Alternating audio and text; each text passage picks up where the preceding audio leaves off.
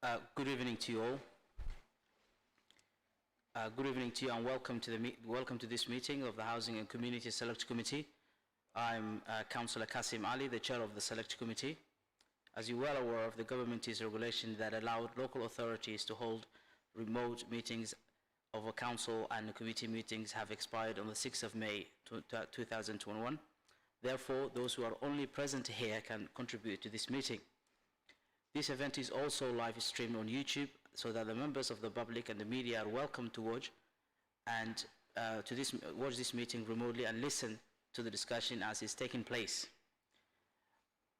Although the restrictions have been eased, however, we do recommend wearing masks, and the seating arrangements has been put in the council chamber for this meeting. So if you wish to have your mask, you could do so, and please wear it all the time while you're at the council chamber as well as in the building.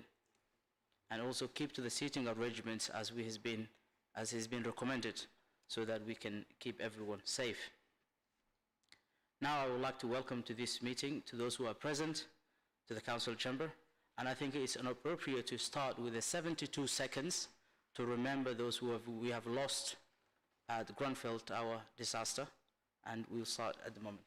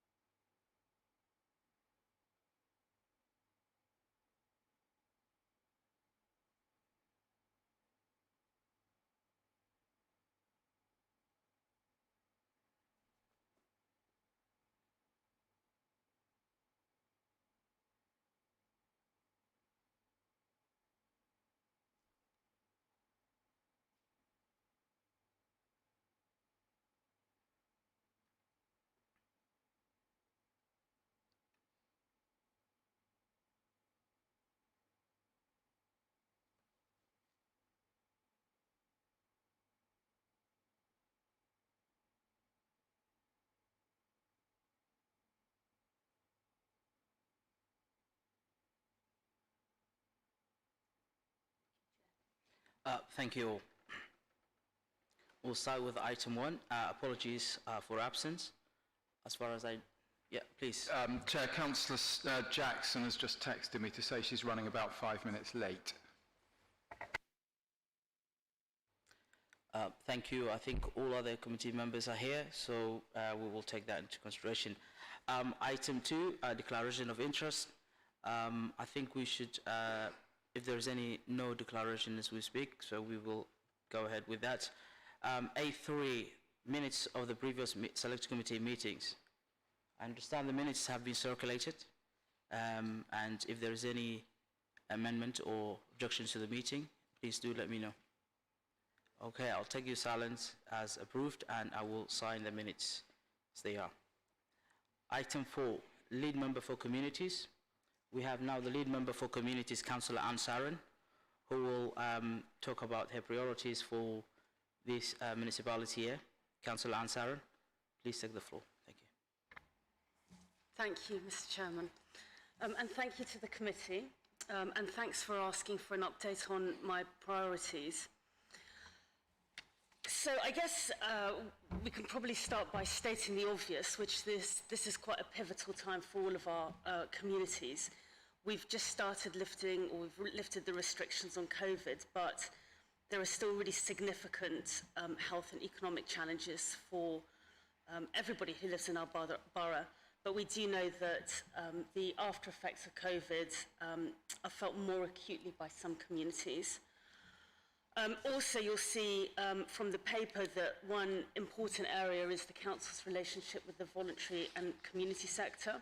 And we've just been through a process to review the funding of that sector.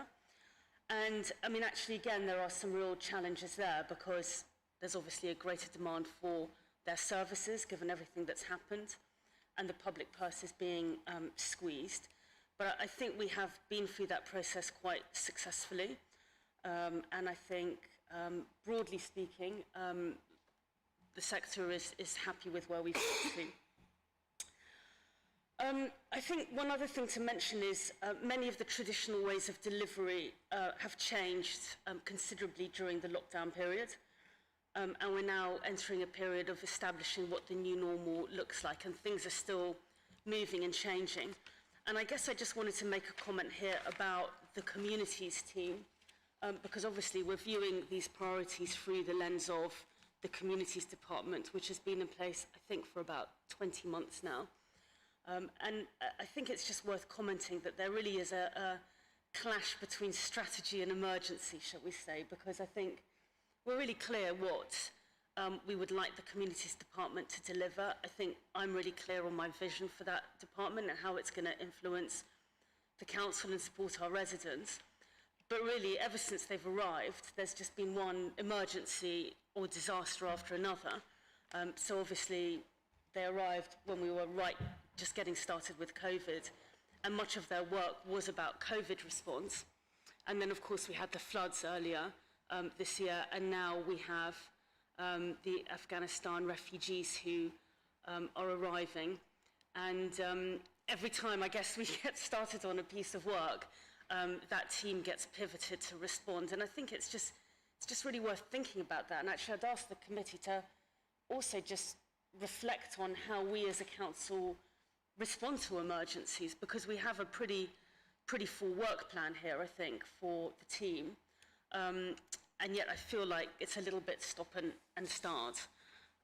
That's not to say that, you know, we haven't made progress, because, I mean, I think if we look at the Grenfell recovery, the first priority, we've just launched the pre-qualification questionnaire for the second round of the Grenfell Projects Fund, which is a significant amount of money which will be community-led in terms of how that's going to be allocated. We have a community panel who's helping with that.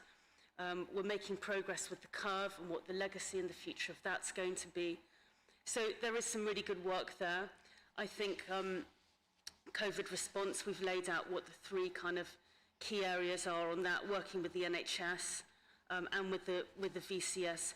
Community engagement, I'm going to ask, with your permission, Chair, that Tunde gives just a few reflections, I guess, on how his department are going to deliver this vision, because, as I say, there are some really significant challenges with everything that we've been through. And then the other thing I wanted to mention was equality, diversity and inclusion. And of course, this is really very broad, and it's a subject that matters to every single department in this council, and in fact should influence every single thing that we're doing. And I think we have made some good progress on this. There's still obviously a lot to do. We're going through a peer review this week, which is being run by the LGA, and many of our partners are being interviewed as part of that. And I hope that there'll be some good recommendations coming out of that process. So that's really it from me, but I hoped, if it's okay, Mr. Chairman, that the Director of Communities can also make a few comments specifically around community engagement. Thank you. Tunde, welcome. Please go ahead. Thank you, and it's so great to be back in this chamber again. I guess our work in terms of community engagement probably falls into two categories. The first is our outward-looking work, where we engage with residents and stakeholders, and the second part is how we support the council, all council departments, to actually improve community engagement, consultation, and co-design. So I will start with the latter. One of our teams, and I think some of you may have attended the all-councillor briefing on this, one of our teams is called the Putting Communities First team, and their role is really to bring the Charter for Public Participation to life and make it, I guess, turn what are a series of aspirations into concrete actions. So some of the work that they are doing is they're rolling out training across the council on co-design, so that we have a set of principles that we work towards, and that's been promoted also to our voluntary sector partners. Other bits of work they've done is they've developed what's called a community of practice within the council. So each department that engages with residents sends a representative, and we support them to become subject matter experts in community engagement. The last part of the work that they're doing, and I think it was mentioned in Councillor Siren's report, is we are working on a document that will actually detail our approach to community engagement, so it's almost codified in relation to how the council works going forward. In terms of our outward-facing work, that falls into two categories as well. Much of it is Grenfell-facing, and the biggest pieces of work that we've been doing is working with the North Kensington community to form these steering groups, community-led steering groups, which will help us oversee the Grenfell Projects Fund, the Community Leadership Programme, and the Curve Legacy, whatever the curve will be once it leaves the building. That's been, I guess, a challenge, and I will say in the time that I've been here, which was 18 months, we first proposed this, and the time is right now, I guess, to get these steering groups going. We've had a lot of interest, and I think we've had about 20 residents sign up for the steering groups. In terms of the Curve Legacy, we're in consultation at the moment for the future of the Curve, but I don't think it's a secret to say that we've had 12 residents come forward and say that they would like to be part of a resident-led steering group for the Curve as well. So, in summary, the other part of our work has been focused, as Councillor Siren said, is on COVID and supporting communities that have been disproportionately affected by that. So a lot of the work's been around vaccine hesitancy, looking at the groups that that data suggests have more vaccine hesitancy than others. And that's led to some really interesting work, particularly with young people, which is our focus at the moment, and particularly the 18 to sort of 30 age group. We are going to move on to working with younger people, but we've also done a lot of work with certain BME communities, particularly in terms of getting culturally sensitive comms out. So one of the innovations of our co-design approach brought together our comms department and the BME Health Forum and other advocates to actually co-design the sort of messages that we're putting out to ensure that they really hit the mark. Just to sum up, we are looking at this next year to really focus on co-design. Co-design is challenging because it is an equal relationship between the council and the community, and disagreements and compromise are part and parcel of the process.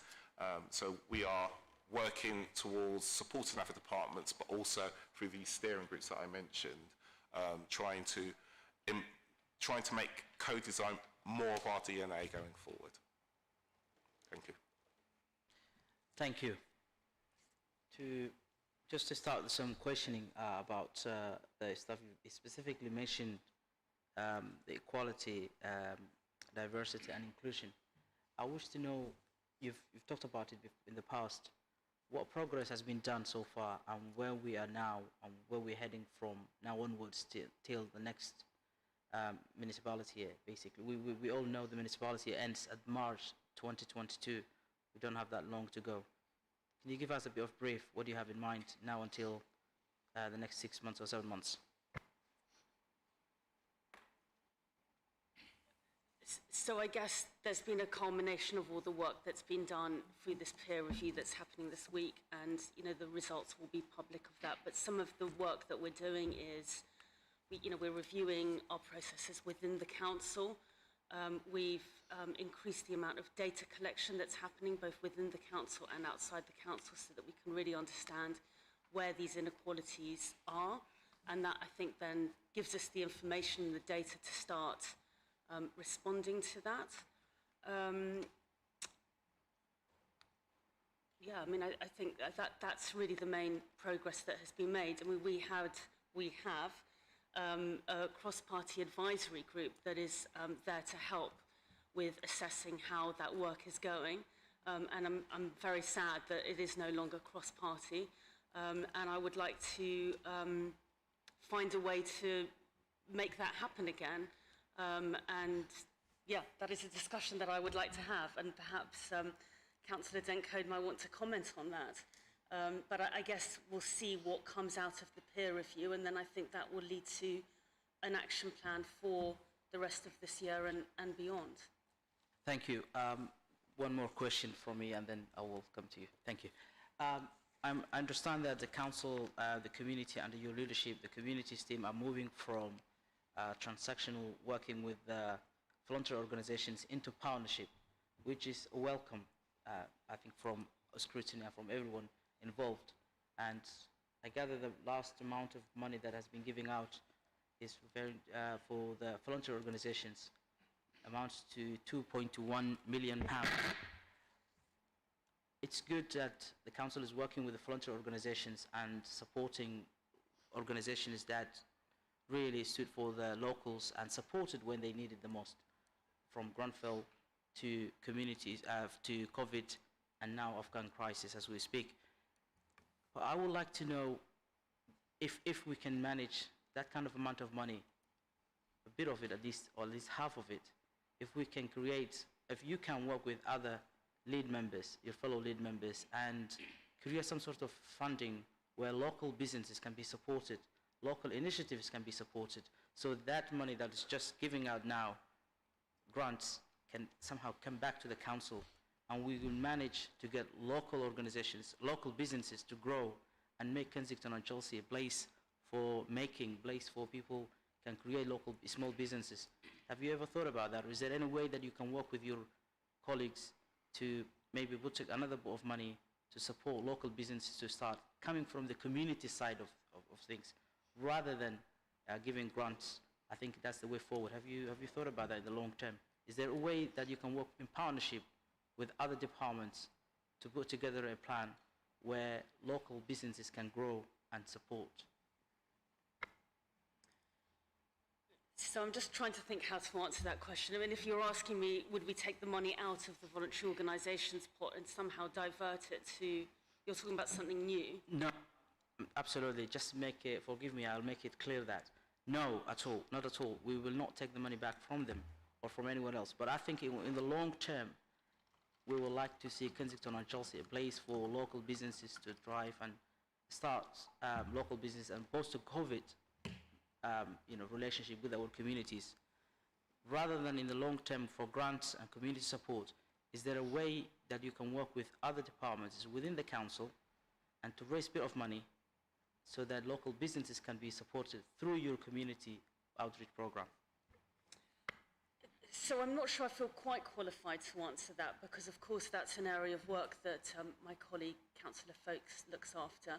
We have actually supported businesses quite substantially during COVID, as you probably know, not just from the central government grants, but also things that we, the council, have done. So Councillor Folkes is leading a number of consultations and work streams on the High Street, for example, but she's also doing work with smaller organisations, and there is also a piece of work she's doing that is specifically around the Grenfell area for businesses, and there's I think she's designed a co-design to work with local businesses to do that. Also, as part of the Grenfell Projects Fund, of course, we funded lots of new organisations, most of whom are, well, all of whom are delivering a community element to their work, but I suppose the idea is that it's slightly seed money, because many of these organisations have gone on to get funding from elsewhere and investment from elsewhere.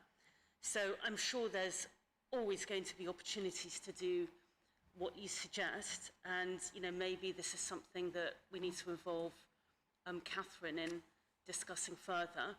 I think, I was relieved to hear you say that we don't take the money out of the sector that we've just allocated to them, because that was quite a difficult process, I would say, and lots of those funding agreements have changed, and I think changed for the better, and I think the support that we, the council, will give them to actually strengthen them, make them more resilient, I think that's really important work, and it's a big challenge, honestly, for this department over the coming 18 months, because we want to try and fortify those organisations so that if there are further cuts in the future, they aren't reliant on us for funding.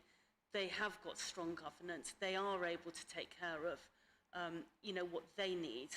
And actually that just makes them stronger and better, I think. So that's part of the role of this new department. Sorry, I know I've gone a bit off track, but I'm sure there are opportunities, is the long way of answering that question. But I think we would have to have a further discussion with Catherine about that. Thank you. I think we understood on this. No money will be taken from the voluntary organizations. It's just talking about the future relationship, since we're moving from transaction to partnership, and hopefully we'll become business partners with our local organizations to support them grow and hopefully make Kensington or Chelsea a place for innovation. I now call Councillor. Thanks very much, Chair, and thanks very much to the lead member and director for your introductions. And the area I'd like to focus on is paragraphs 2.4 and paragraph 5 on community engagements, which Tunde referred to in your introduction on the Charter for Public Participation. And I do understand that this, because we did have a private meeting, but we're now in a public meeting, so we are slightly going over ground that some of us have talked about recently. But you've described that spectrum of public involvement from, at the low end of the spectrum, the council deciding what they're going to do and telling people, through deciding and doing a consultation, and then right at the gold standard, the co-design.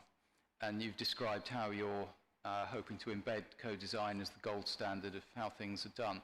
Can you tell me how well it's going at the moment, please, a snapshot in time in terms of embedding co-design, firstly in your own department, because obviously reforms have to start at home, and then how well it's going in the rest of the council. But in your answer, could you specifically exclude planning and licensing from your answer, because they do have their own statutory consultation, and that's very controversial, but they have a statutory consultation area. But just interested in the other policy areas of the council, and how do you get buy-in from the rest of the council into this gold standard?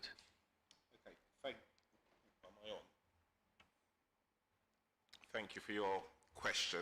So starting off with what's going on in our department, I think I said it in my introduction, we are really working on these steering groups, and we've got 3 steering groups in the North Kensington area.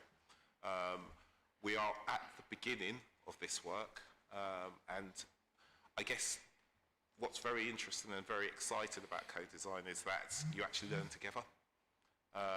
In the training that we rolled out, one glove does not fit all. It all depends on who's in the room, what the context of the people you're working with. So we've got we've got 2 steering groups which will be co-designed in the future, GPF and CLP, and we've committed already to having a steering group that will help the co-design of the curve.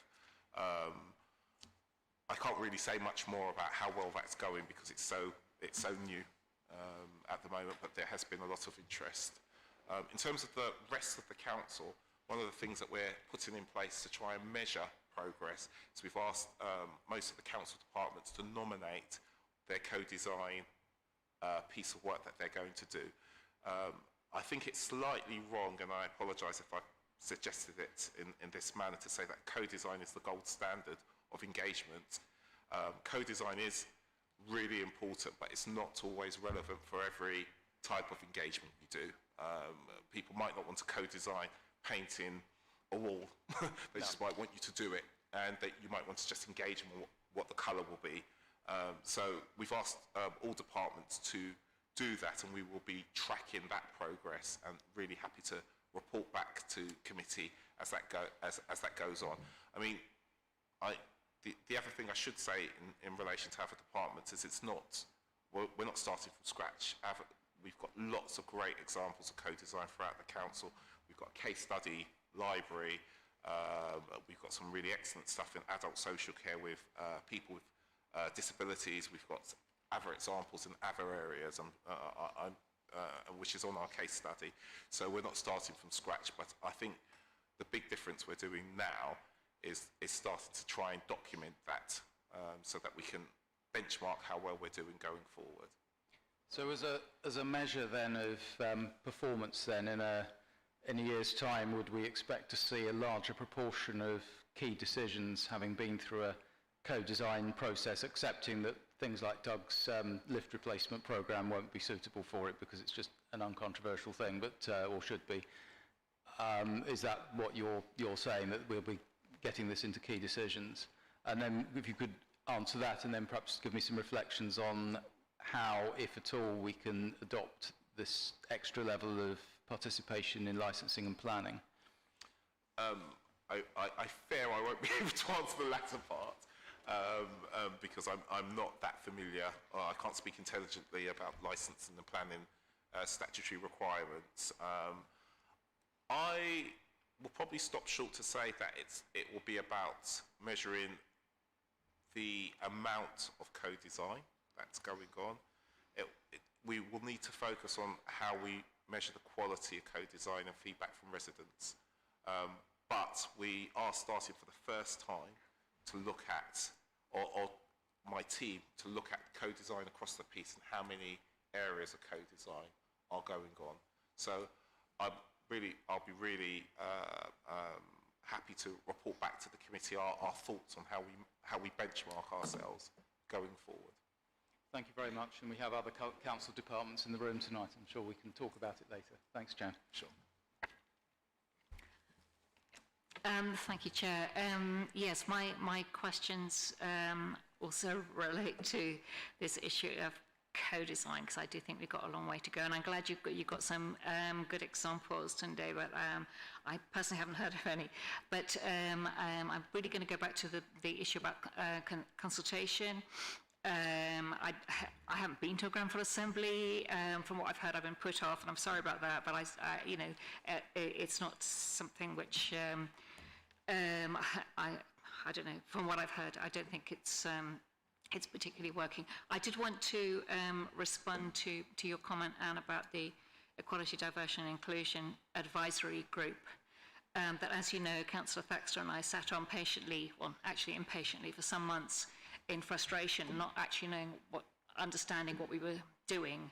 And then there was the LGA peer review, which we both offered to get involved in, to say why we'd step down, actually, and what our views were, and they haven't come back to us, so I don't know what's happening there. But I'm still, if you want some of us on the minority party to get involved, we actually need to know what we're doing. I mean, and we were completely mystified still after the 6 months that we were on it. So that's just what was the direction there. So I don't know. Finally, I want to ask about the citizens panel that is being set up. We used to have a residents panel years back, and every year in the annual report, we had all kinds of questions came through, and actually the residents panel, which I think was about 800, I can't remember, I think it was about 800,000 people, they came up with some really interesting answers, really surprising. And we completely ignored them. Every year they said that they would be prepared to pay a little bit more, and this is just an example, I'm not saying this is something we should do, but they would be prepared to pay a little bit more on their council tax to support adult social care. And we ignored that every year. So what on earth was the point of that? So I want to know, if we're going to co-design, we actually have to change what we're doing. If we're going to have a citizens panel, we have to not only listen, but act in accordance, and it's things which are going to be difficult for us to learn. So how do we do that? Because a lot of people are thinking, I've just been at the consultation up at Kensal Gasworks, and people go, oh, what's the point? It's all been predetermined anyway. We've got to get over that somehow. And I'm finding it difficult myself to sell the idea of co-design, but because I can't see it happening. And if I can see it happening, I can sell it to people and get involved. At the moment, I can't see it. So I do know what it means. It means actually not being responsible for everything and sharing that too, and letting other people take the hit, and which is, as we've been hearing about partnership, rather than the council ordaining how people must, how things function. So it's a difficult one, and the idea that we're going to co-design, I need convincing. Please convince me, and I will sell it, I promise you. Thank you. Thank you, and I will try to respond to all the points that you've made here. So just on the EDI advisory group, and I honestly, I understood your frustration. I obviously didn't do a very good job at convincing you and Councillor Thaxter.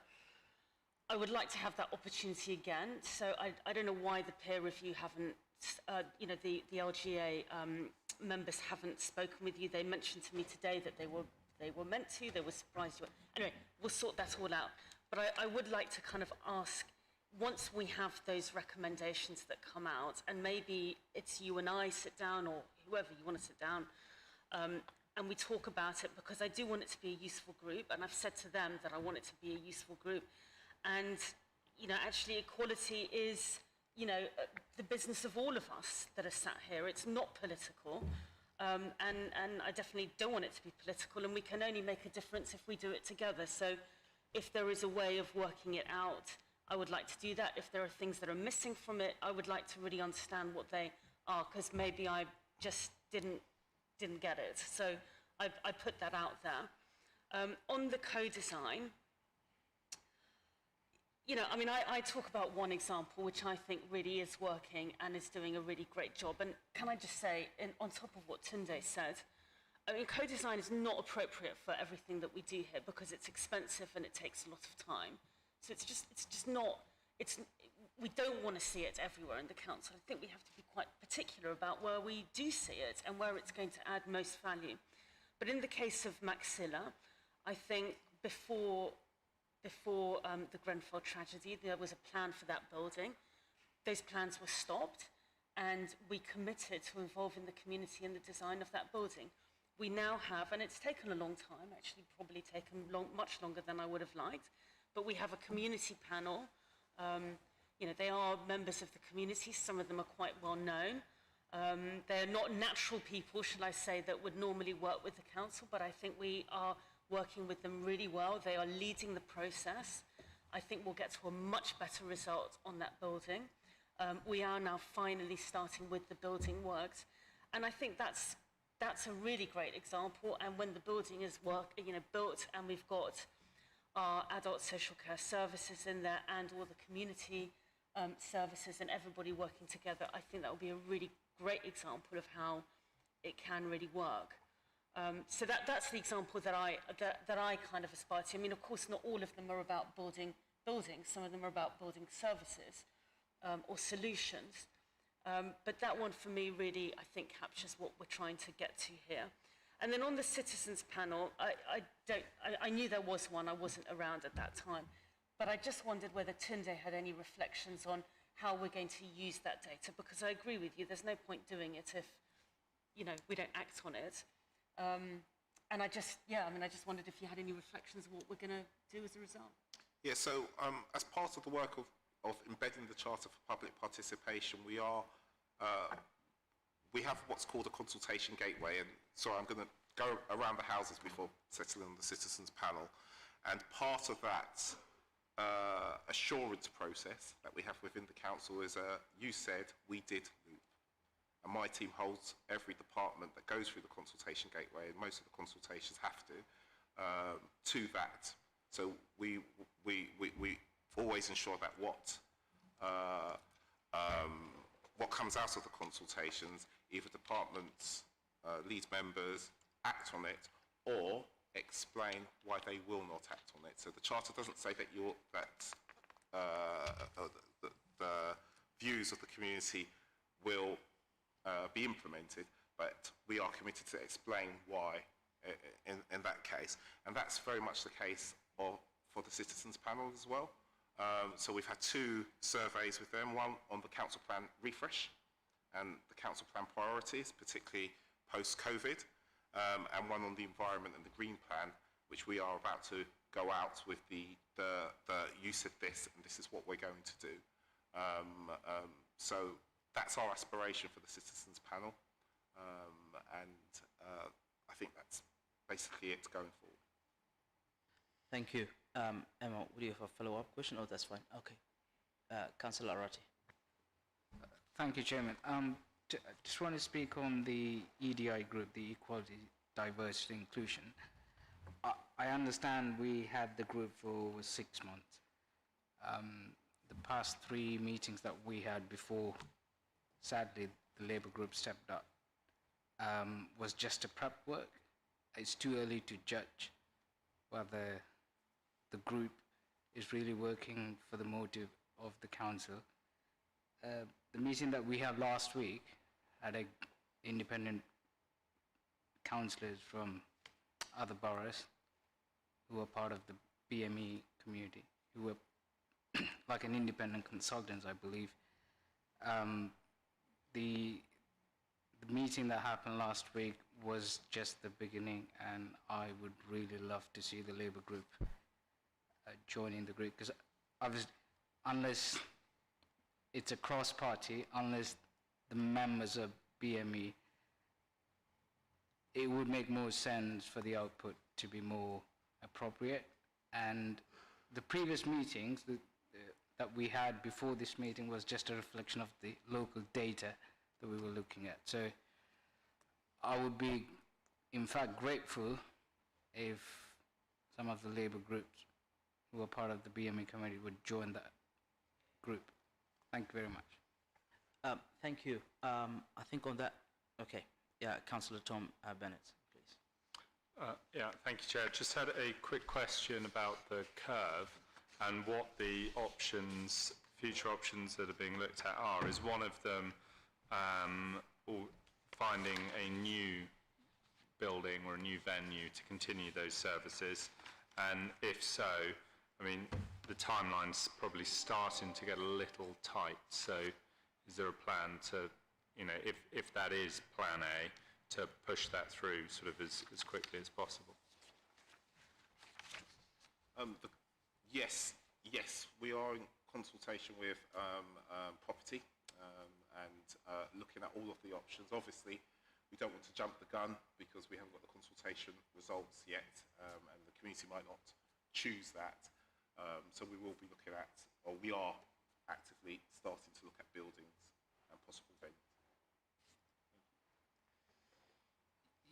Thanks, Chairman. Just to follow up from Tom's, I know I went to Curve, I used one of the free gyms, absolutely fantastic.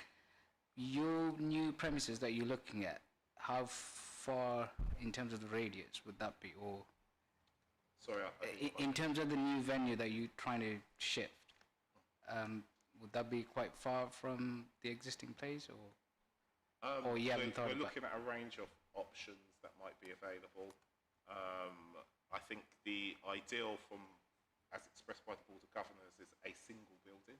Right. But we may, after the consultation and speaking to the steering group, may decide that it might be several different buildings. One of the things that's come back from our discursive engagement is where the building's accessible for some people, others who live in different parts of North Kensington might not find it as accessible. So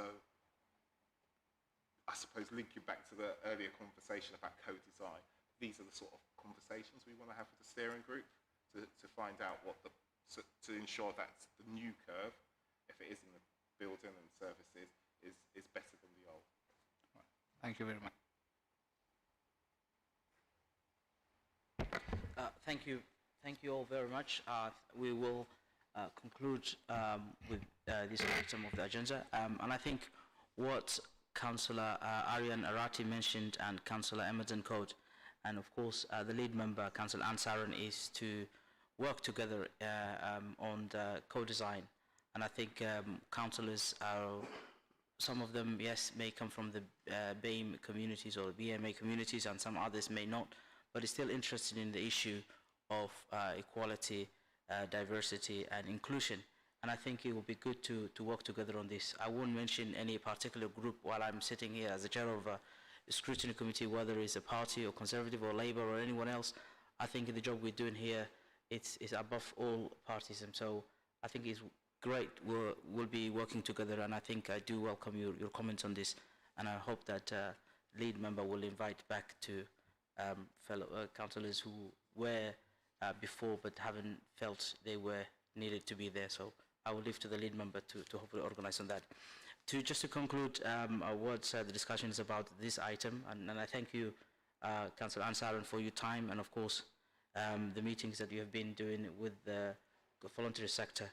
over the last few weeks that some of them we have been involved in, and I personally have been involved in to support local organizations. So the strategy is a clash, as you mentioned, between a strategy and emergency. And of course, it's COVID-19 followed by the floods as well as the Afghan crisis as we speak now. But these are what the leadership requires, and I'm sure leaders are there to solve problems, and I'm sure you and your team will come on top of this. But if there was any requirement for us to leave some officers to deal with the daily tasks, then maybe as a council, as a strategy, we'll have to have members of our officers to deal with day-to-day tasks of the departments required, so that we don't all have our officers to work on crisis after crisis after crisis. We don't know what's going to happen. Not that I expect any crisis to happen again, and I hope not. We need a break after all. But if that happens again, we can't let all officers to work on one after another, and they will lose the interest because they will be tired.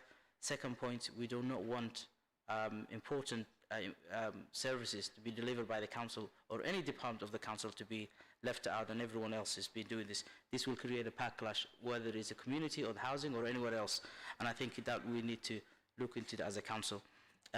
Equality, diversity and inclusion, we've talked about it, and I hope the members will come back to that committee after formal invitation back from the lead member.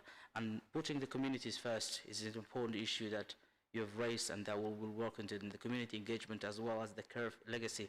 I think the Curve legacy will be something important because as early years of Gronfell, we all know the importance of having that center where we do not only supporting with food or clothing, but also those who have lost their identity, ID cards and so on.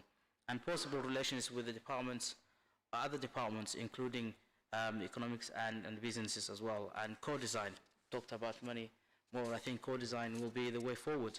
And finally, citizens panel. I think that's really looked into it. And on that note, I thank you again. If you stay with us until the end of the meeting, will be great. If not, communities, we will be talking about the way forward for scrutinizing the department, and perhaps we will come up with innovative ways of doing it. Certainly, I don't think we will have the time to do working group, perhaps one-day conference, but that's up to the committee to decide. You can hang on, you can wait for a while to hear about us. If not, we will let you know how we will be scrutinizing for the year ahead. But thank you for your time, all of you. Thank you.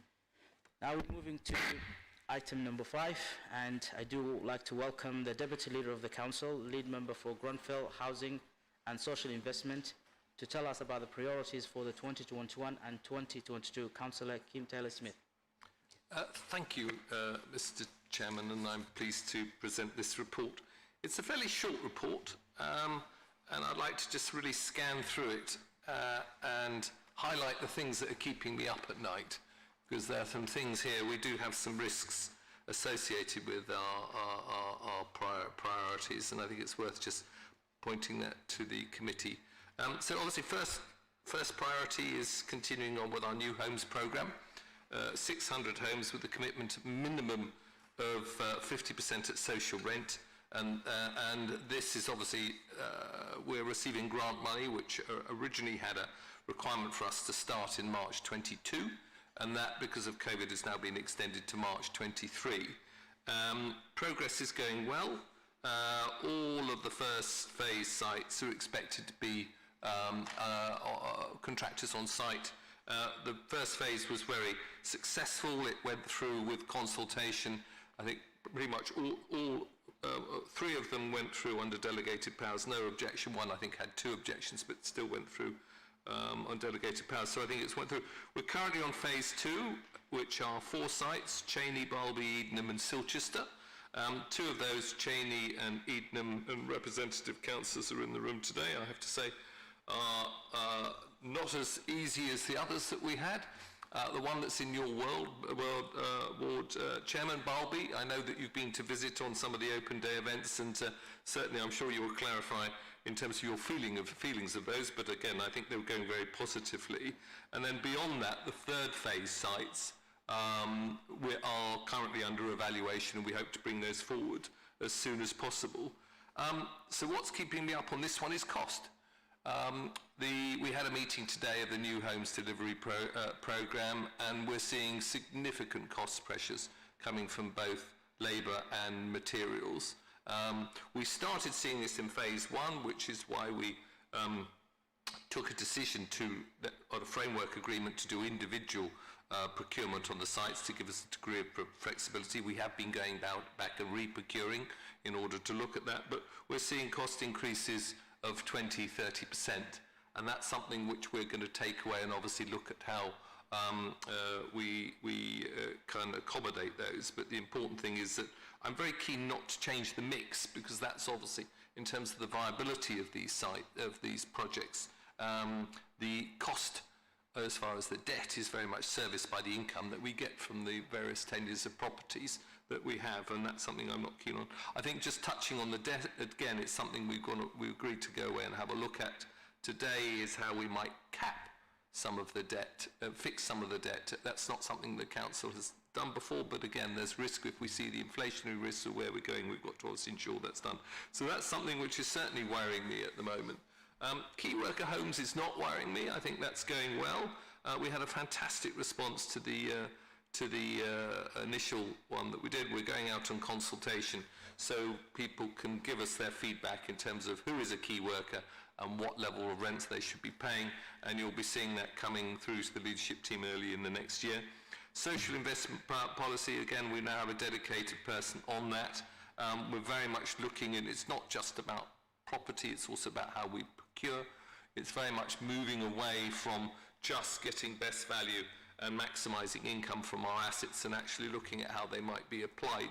But we have to be made mindful there in terms of that obviously these assets do generate an income as well in order to fund our services. But again, there's going to be more information on that coming forward for further discussion.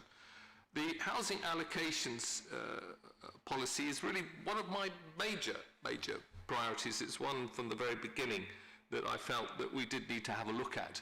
I think it's fair to say that as a council, we're not overly generous in terms of some of our allocation policies, in terms of overcrowding, qualification for being an adult. And again, we've had an initial scoping on that. We will be coming forward with a consultation for people to come and give us their views in terms of how we look after, allocate our housing, recognising that we've got a lot of people sitting on our waiting list and we have a very, very small resource. We are approaching this on the basis we need to be honest as far as people on our residents in terms of their likelihood, in terms of getting houses within the borough. And that's something which I think I welcome contribution coming from this committee and obviously as far as our residents on that, so we can shape that.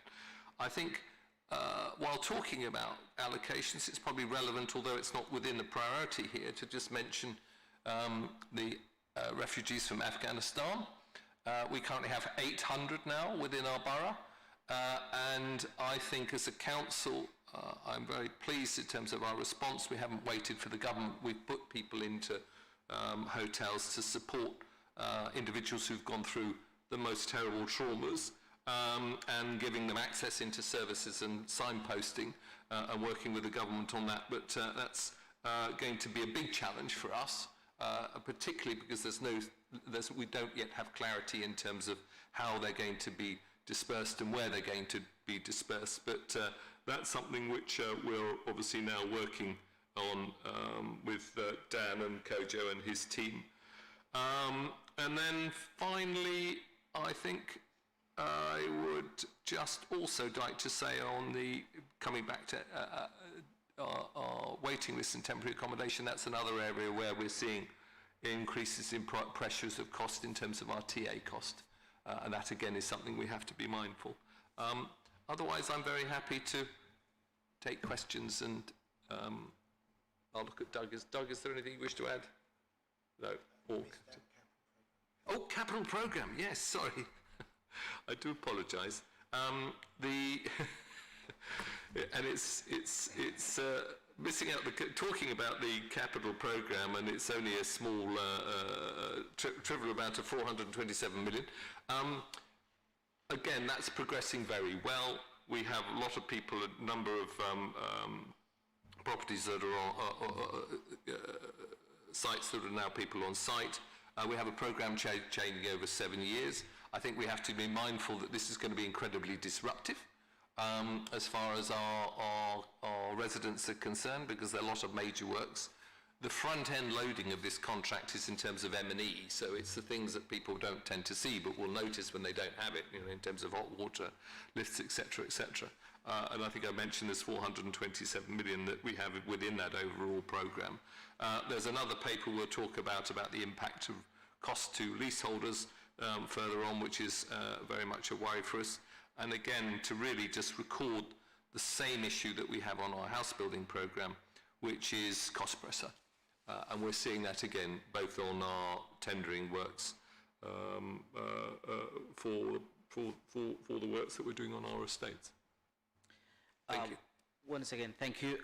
Just to clarify for the selection committee members, this is a priority for the next, for this year, 2021 and 2022. So specific areas of whether it's TA or the New Homes program, we can look into it specifically. So just this is overview rather than going deep into one area. So please, if your questions were to papers that we don't have today, for example, the numbers of people who are out of borough, but it's still the cost, leave that for the next meeting, and hopefully we will be able to get it done. So just to quickly ask a question about the 800 Afghans that who are in RBKC. Do you have an idea how many of them may be remaining in the borough? No. I think we had our first case present as homeless to the borough last Friday. The government scheme is to disperse, and at the moment we are looking at assisting in that process. I think we're identifying where the Afghan communities are. There's certainly an indication that's coming that people obviously want to be in a collective area, but we have no indication as to how many that might be to UK. And ditto, don't forget, we still have 300 refugees in hotels within the borough before the Afghan refugees arrive, and those are obviously general refugees. We have a high concentration, and I think it's a reflection, and it's something we've talked to government about, because it really is an overwhelming concentration we have, particularly in areas like Earl's Court. But I think it's a reflection that we have quite a large number of empty hotels that aren't full of tourists at the moment. And so it's availability of homes in an emergency.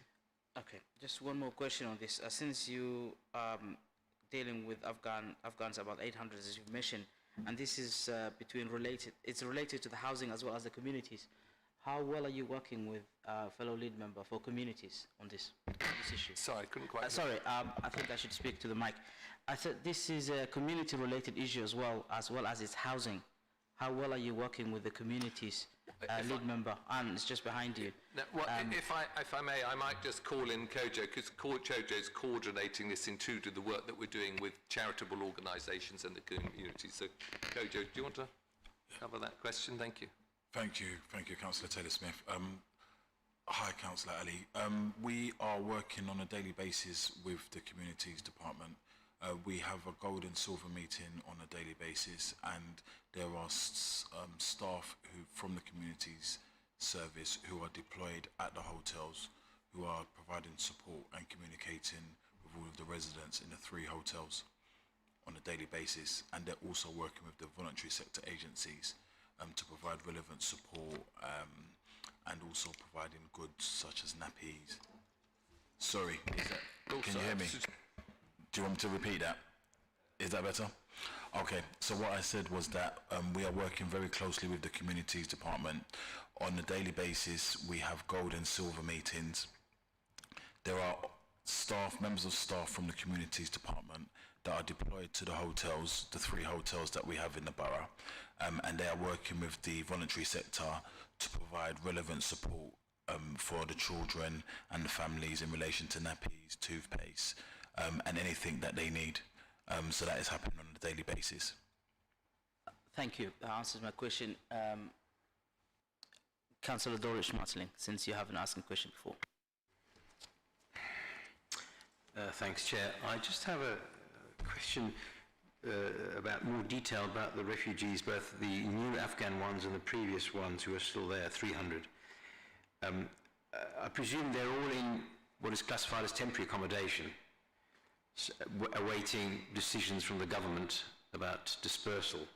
So that's the first question, to confirm that. The second thing is, I was just curious how someone, a recent refugee, can present as homeless. I mean, technically they're all homeless, but accommodated in hotels by the government, or by us, with the support of the government. So how can someone become homeless, as it were?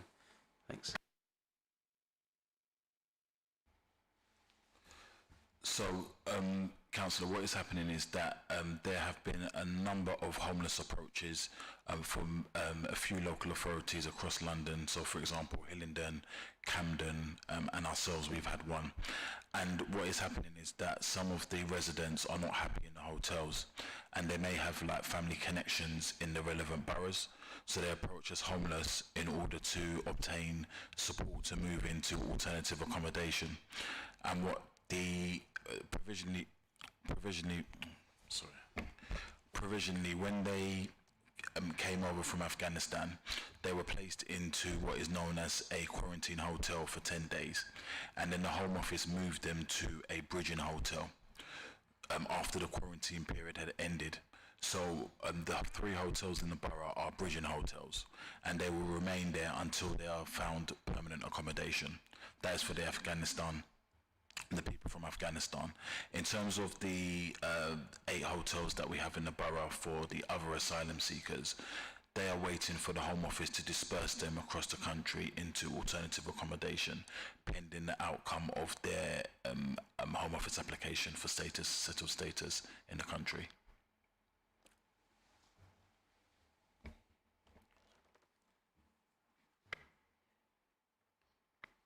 Thanks, Chair. Yeah, I have 2 questions. So the first one is on the point we've been discussing of the Afghani refugees. And I was just wondering, approximately how long do we expect that process to take for them to be found homes? Because I'm aware that these things can take a very long time.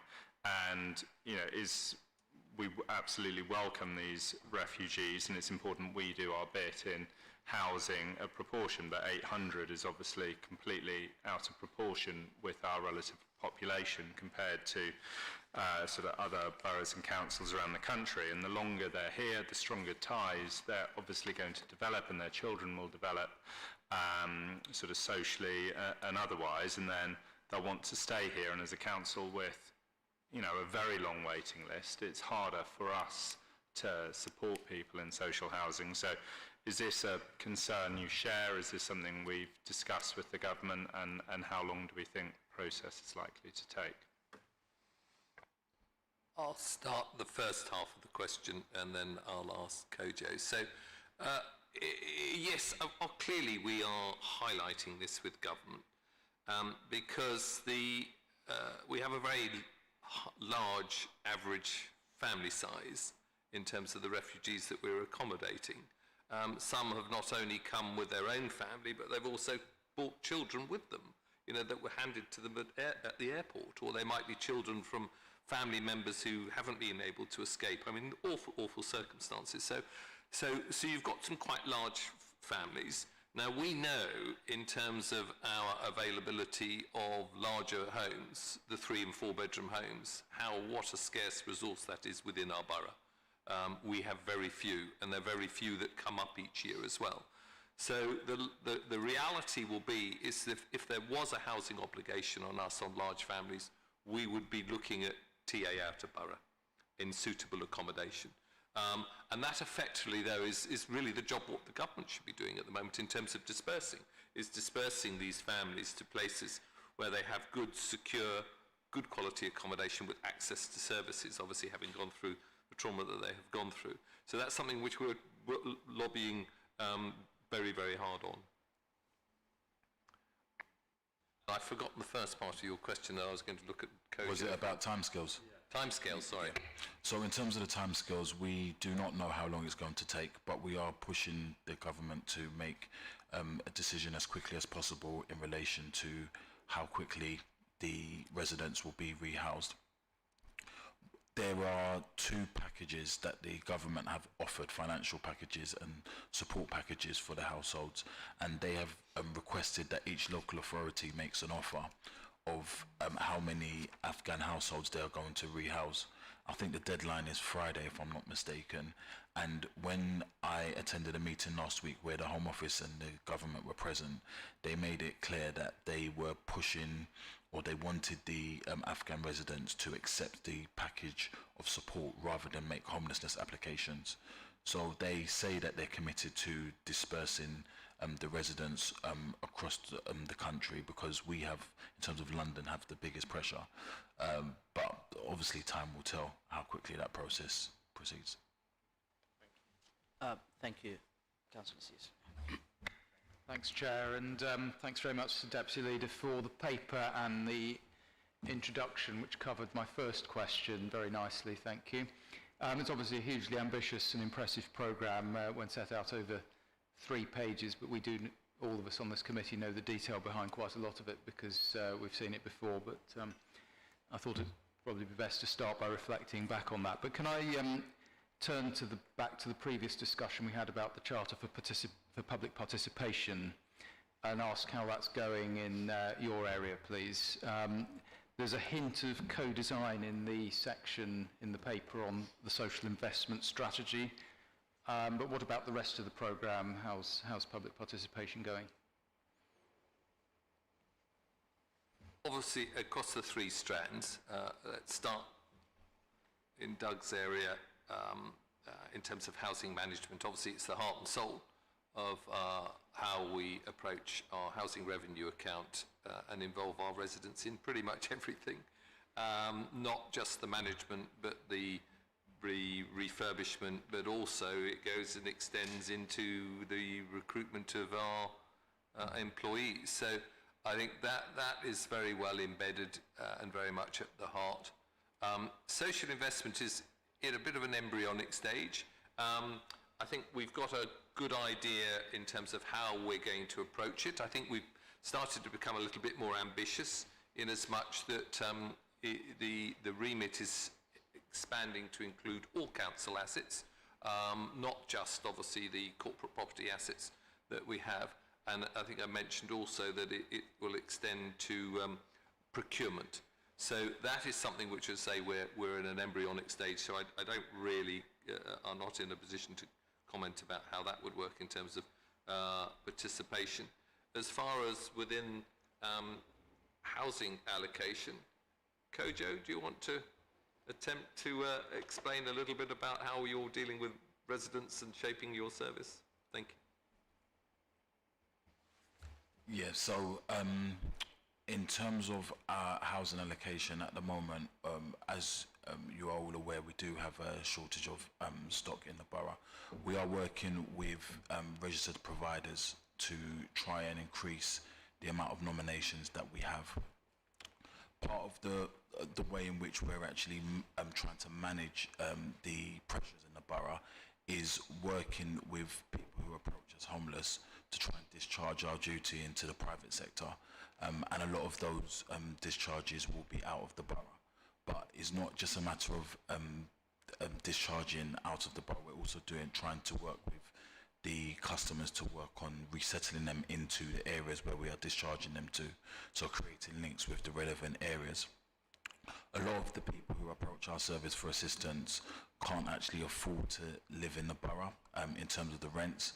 So financially it's not viable. So the private sector option, we are finding that a lot of the people who are approaching are keen to move out of the borough, but that work is still ongoing.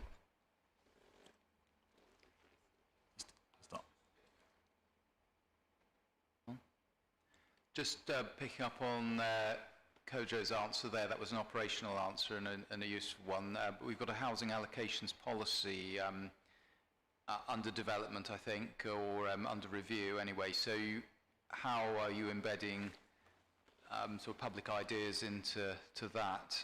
And that's the first follow-up question. The second one, for Kim, the New Homes programme, how's that going in terms of consultation? So, as I've already said, is that the housing allocation team, we did an initial scoping discussion with residents both in TA and in existing housing to get a initial thoughts and ideas. And we've put that into a consultation document which gives series of options on each of the categories, component parts of allocation. For instance, things like overcrowding, which is currently a 2-bed need, and that's something which we think we should, there's a strong case to revise. So the process will be getting that out, circulating it to everybody, including everybody who's in our TA list waiting, and then collating that information back and bringing it through to leadership for a decision in a transparent way, showing really what people's thoughts are. I think one of the areas that we've also got to have a look at is what the potential impact would be for us, because we've already, as we talked extensively, we're under great pressure in terms of people who are waiting for homes in this borough.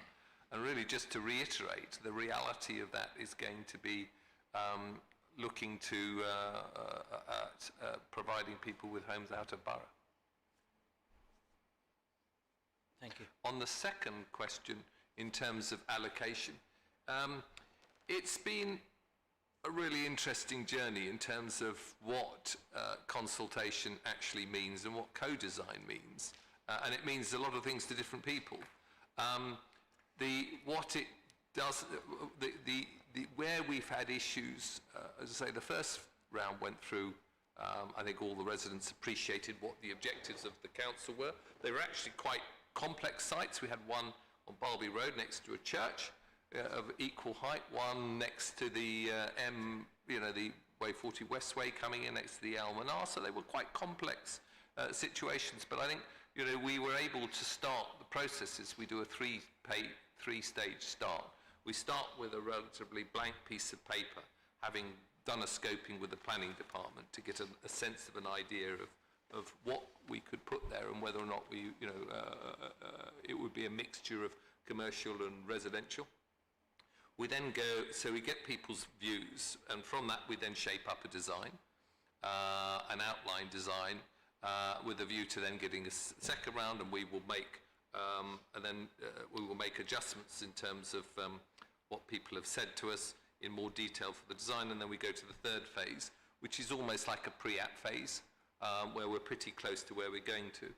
I think the conflict that I've had with, as I mentioned, two sites into the second round where the ward councillors are here, is in terms of council priorities and local people.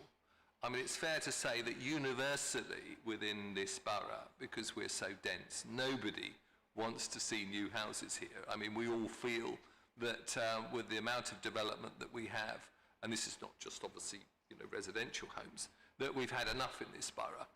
But unfortunately, as we all know, we have a mayoral target in order to produce new homes. And if we don't deliver that, then obviously the decision-making process on some of these larger applications gets taken away from us. And I'm minded, we were talking about the panel a bit earlier, but we had over 600 responses that listed affordable homes in this borough as being the principal priority of this borough. And so where I get into conflict is reconciling a borough-wide objective with how local residents feel, with the impact of something and us taking away space in front of them.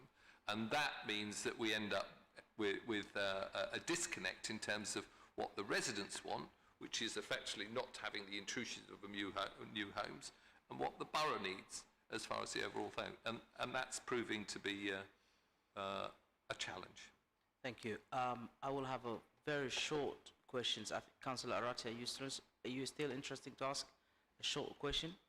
Yeah, just quickly on the point that Councillor Taylor-Smith raised, is that your biggest challenge? I know because we're a dense borough and we've got less sites where we could probably perhaps build more homes, and within your 600 homes, what are your major challenges? And I understand one of the issues came up with Holland Wall where we perhaps identified a site, or you're looking in that process.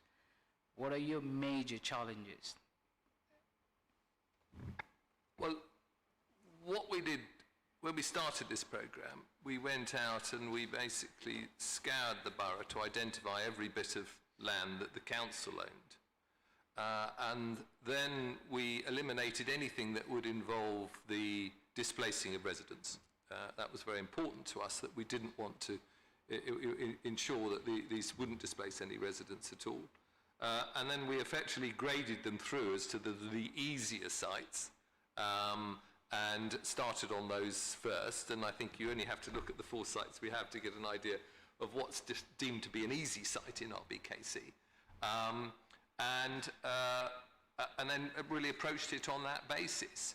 I think, rightly or wrongly, we approached it when we got to the second round stage of talking to residents about the maximum amount of homes that we could get on each individual site. And that was obviously for discussions with planners. And I think the danger of doing that is that as it sets hairs running rather than starting at the bottom and then going up. But that's something which I think we can learn when we go through into phase 3. In terms of specific answer to your question about what the challenges are, so one site, we don't have open brownfield sites. We don't have that luxury. They're all really compromised sites. And that brings a lot of complexity in terms of construction. So that is an issue. I've already touched on cost. It's expensive to build small sites in a dense borough for obvious reasons. So that leads back in terms of viability. Because Thank we you. have... If you make it, summarize it, please. Yeah, okay, so I'm going on too much. All right, so yes, so the final issue is ensuring that they're viable, because clearly all of the cost is from borrowing, and that borrowing has to be, the interest has to be serviced, and that comes from the revenue from the flats that we build. Short question followed by a short response, brief response, Sorry. please, if you don't mind. Thank you.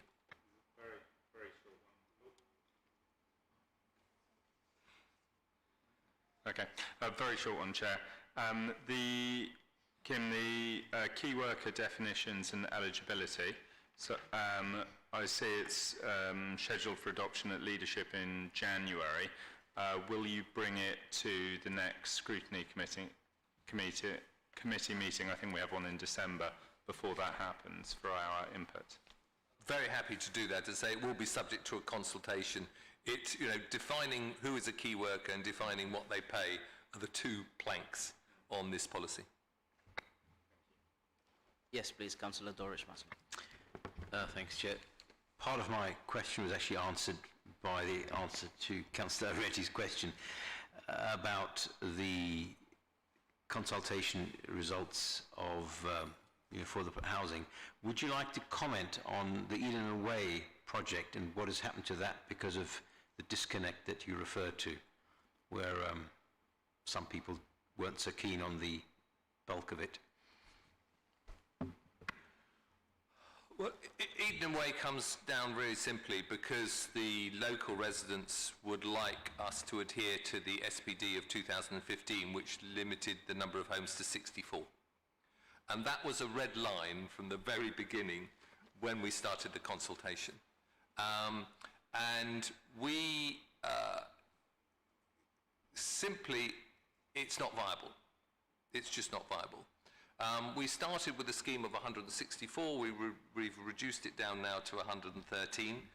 And that produces a viable scheme that allows us to build the homes. But most importantly, it also allows us to put in infrastructural. And one of the things which I can be thankful to Emma to, which I'm very alive to now, was a comment that Emma made to me in an email about Goulburn being the most deprived ward in London. And I was quite shocked by this. I thought, goodness me, why can Goulburn be the most?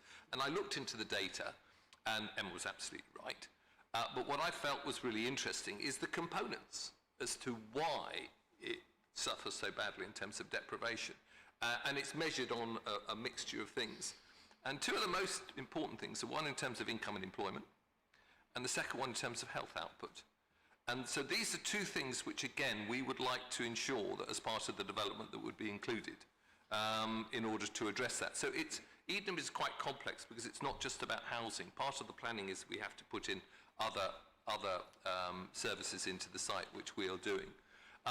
but we spent, I think we did about 30 different layouts, and we funded a group with their own architect as a representative of local people, where they could actually look and challenge and have these discussions, and had numerous meetings with them.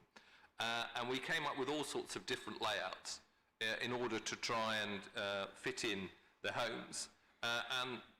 But the bottom line is that we've not been able to reach an agreement with them on site. And it came down to a simple, really, decision about whether or not you had bulk and mass with no space, lots of mansion blocks, lower but close density, or to have buildings which were in keeping to the existing building, apart from one tower which was going to be 14 stories tall, thin to mirror effectively the Trellick Tower. And what that gave us is a 60% increase in space.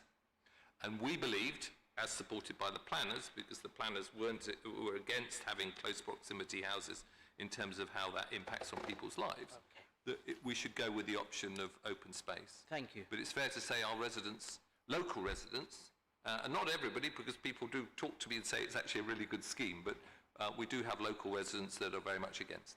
Thank you, Councillor Taylor-Smith. We will definitely have again our new homes program, and we will talk again about it. And I understand, Emma, please, Councillor Emma Duncoat.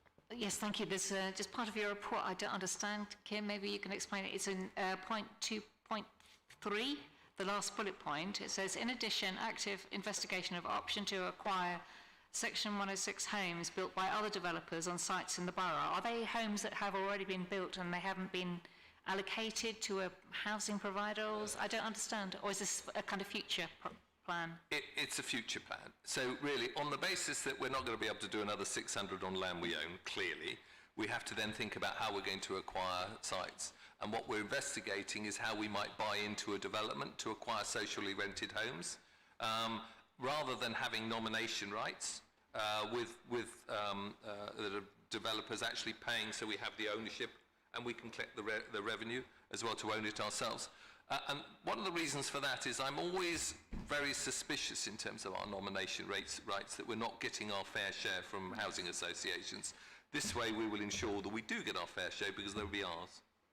Okay, so it's the kind of opposite of the Granger deal then, that it was our land and they built on it and then no, they this gave is us some so back. Any development. This is the opposite. Kensal, good example, or the Earl's Court, we could go to them, and the market's slightly different now for selling off affordable housing into management. The associations aren't, housing associations, it hasn't been such a buoyant market, so we think that there's an opportunity to do that. Okay, let's see how that goes. Thank you. Thank you. And yes, as I said before, the new homes program will come back again. Councillor Jackson, do you have a question? Yes. Please. Yeah, thank you, Chair. Kim, you mentioned that the Cheney project is obviously a difficult one. And I suppose really I'm particularly interested in how the residents have more of a collaborative input on the consultation process because they feel that it hasn't been a collaboration, it hasn't really been a consultation, and how to make the whole process more collaborative and so they feel like they're listened to. So because they've had a lot of development in that particular area, and you know there's been a petition of about 150, 200 people that they got very quickly in the space of about 2 weeks, and so they are not pleased. But on various matters, like it's not in keeping with the area. It's a 70s style building that's been proposed in a pretty Victorian area.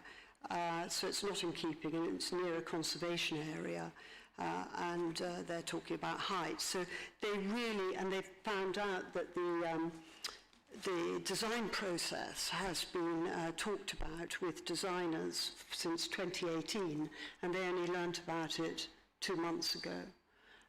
So that they really want to know about how the consultation process can be more of a consultation. So that's my question. I will try and give a short answer. And there's a great parallel between the Cheney scheme and Edenham. It's the same component parts.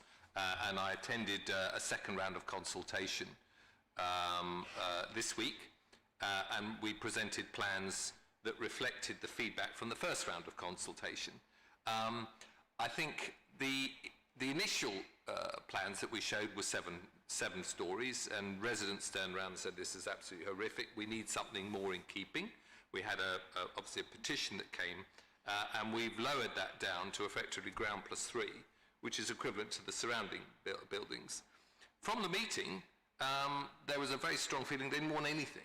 I mean, so I think certainly I was slightly surprised is that, that when people said, let's have something more in keeping, that actually meant nothing. I think the bit I was disappointed by, to be frank, is that this was a scheme that was a nursery scheme from 2018, and it's incorrect to say that we've somehow had designs, because it was a nursery-only scheme in 2018, and that was absolutely true, that we did a design in 2018, because again, rather like Goulburn, World's End, in terms of deprivation and impact young people and children and wanting to have access to good nursery facilities that will improve their lifestyle, is a very important component. And in 2018, we were faced with the closure of another nursery, and we wanted to amalgamate them and expand and put that into that site.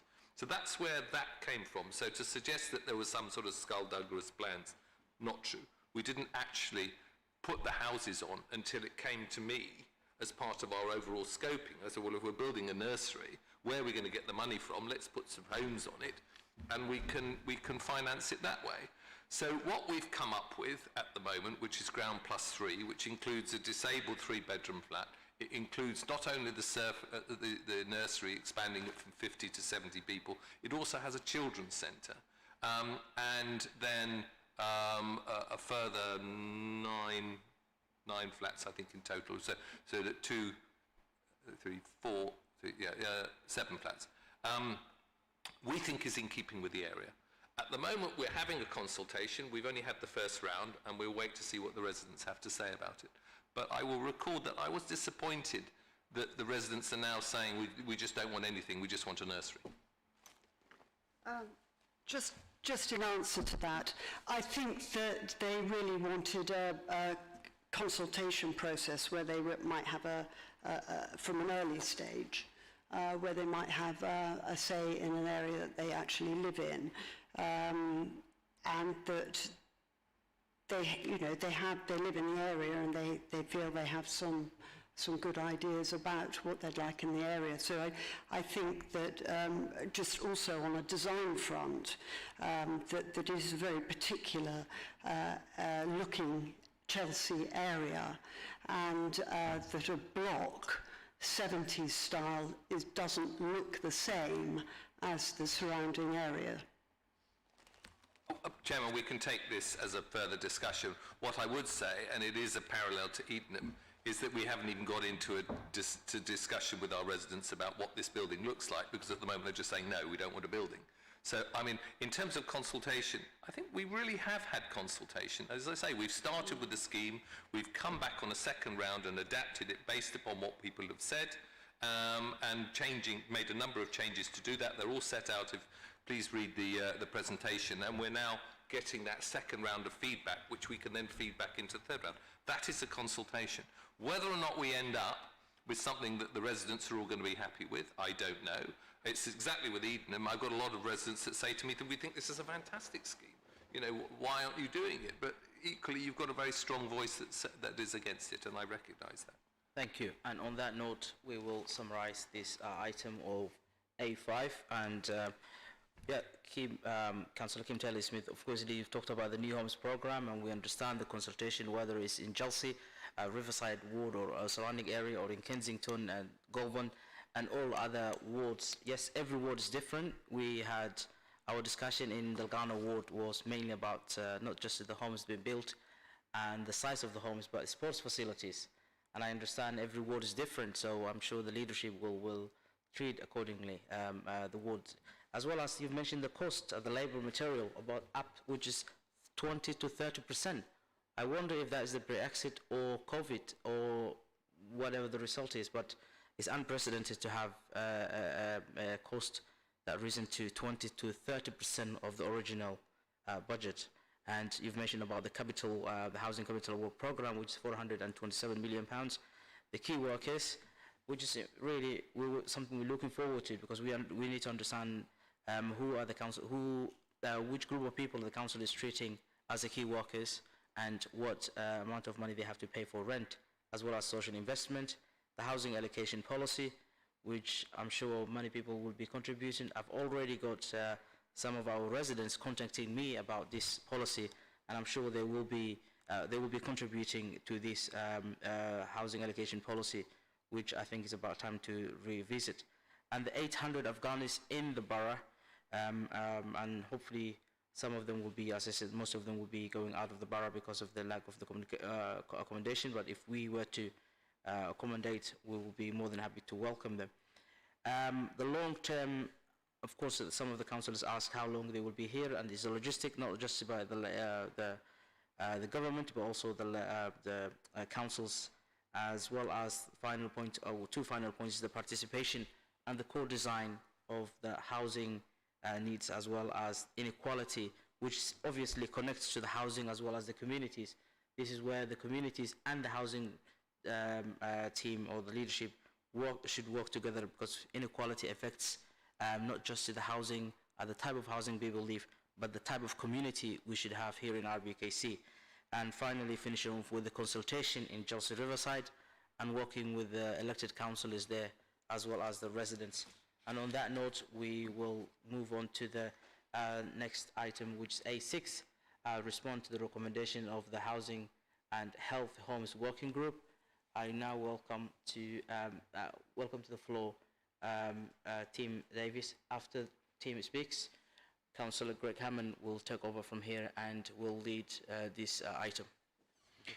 Thank you very much, Chair. And the two papers at item 6 are the executive response to the recommendations of the working group that I chaired last year on housing safety and healthy homes with Councillor Bennett and also Councillor Bakhtiar and Councillor Blakeman, who are no longer members of this committee.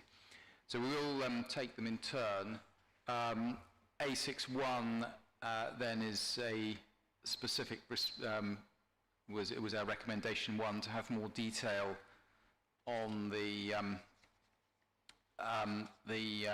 housing rating system and how we're performing under our duties under the Housing Act 2004. And we would have covered this in the working group last year if we hadn't run out of time, but we did run out of time and we thought it was interesting, which is why we asked for the paper. So maybe, Tim, thank you very much for coming. Do you have any opening words for us before we launch into some questions? Okay, I'm very glad you're interested in it. It feels very niche because it is about enforcement of standards in the private sector, and the private sector housing team and environmental health, their sole aim is to increase the level of safety, if you like, make it more healthy in the rented accommodation when they come across bad cases. And that's effectively what the health and safety rating system is all about. So that's probably enough. Okay. So let me start with some questions. I'll just offer Councillor Bennett the opportunity, if he has any on this one, as he was a member of the committee. Otherwise I do, and then I'll turn to the rest of the select committee. Okay. Well, I've got a few. I mean, firstly, 6.1. Tim, why do you think there's been an increase in reports over the last couple of years in your table? Mainly, we were a by-borough service in environmental health for 5 or 6 years, and 2.5 years ago we broke away from Hammersmith and Fulham and started to rebuild the service. And we've adopted a more helpful approach to dealing with complaints from residents. Ideally, we'd like them to deal with their landlord, at least ask their landlord in the first instance about an issue before they come to us, but we're happy to jump in sooner if required.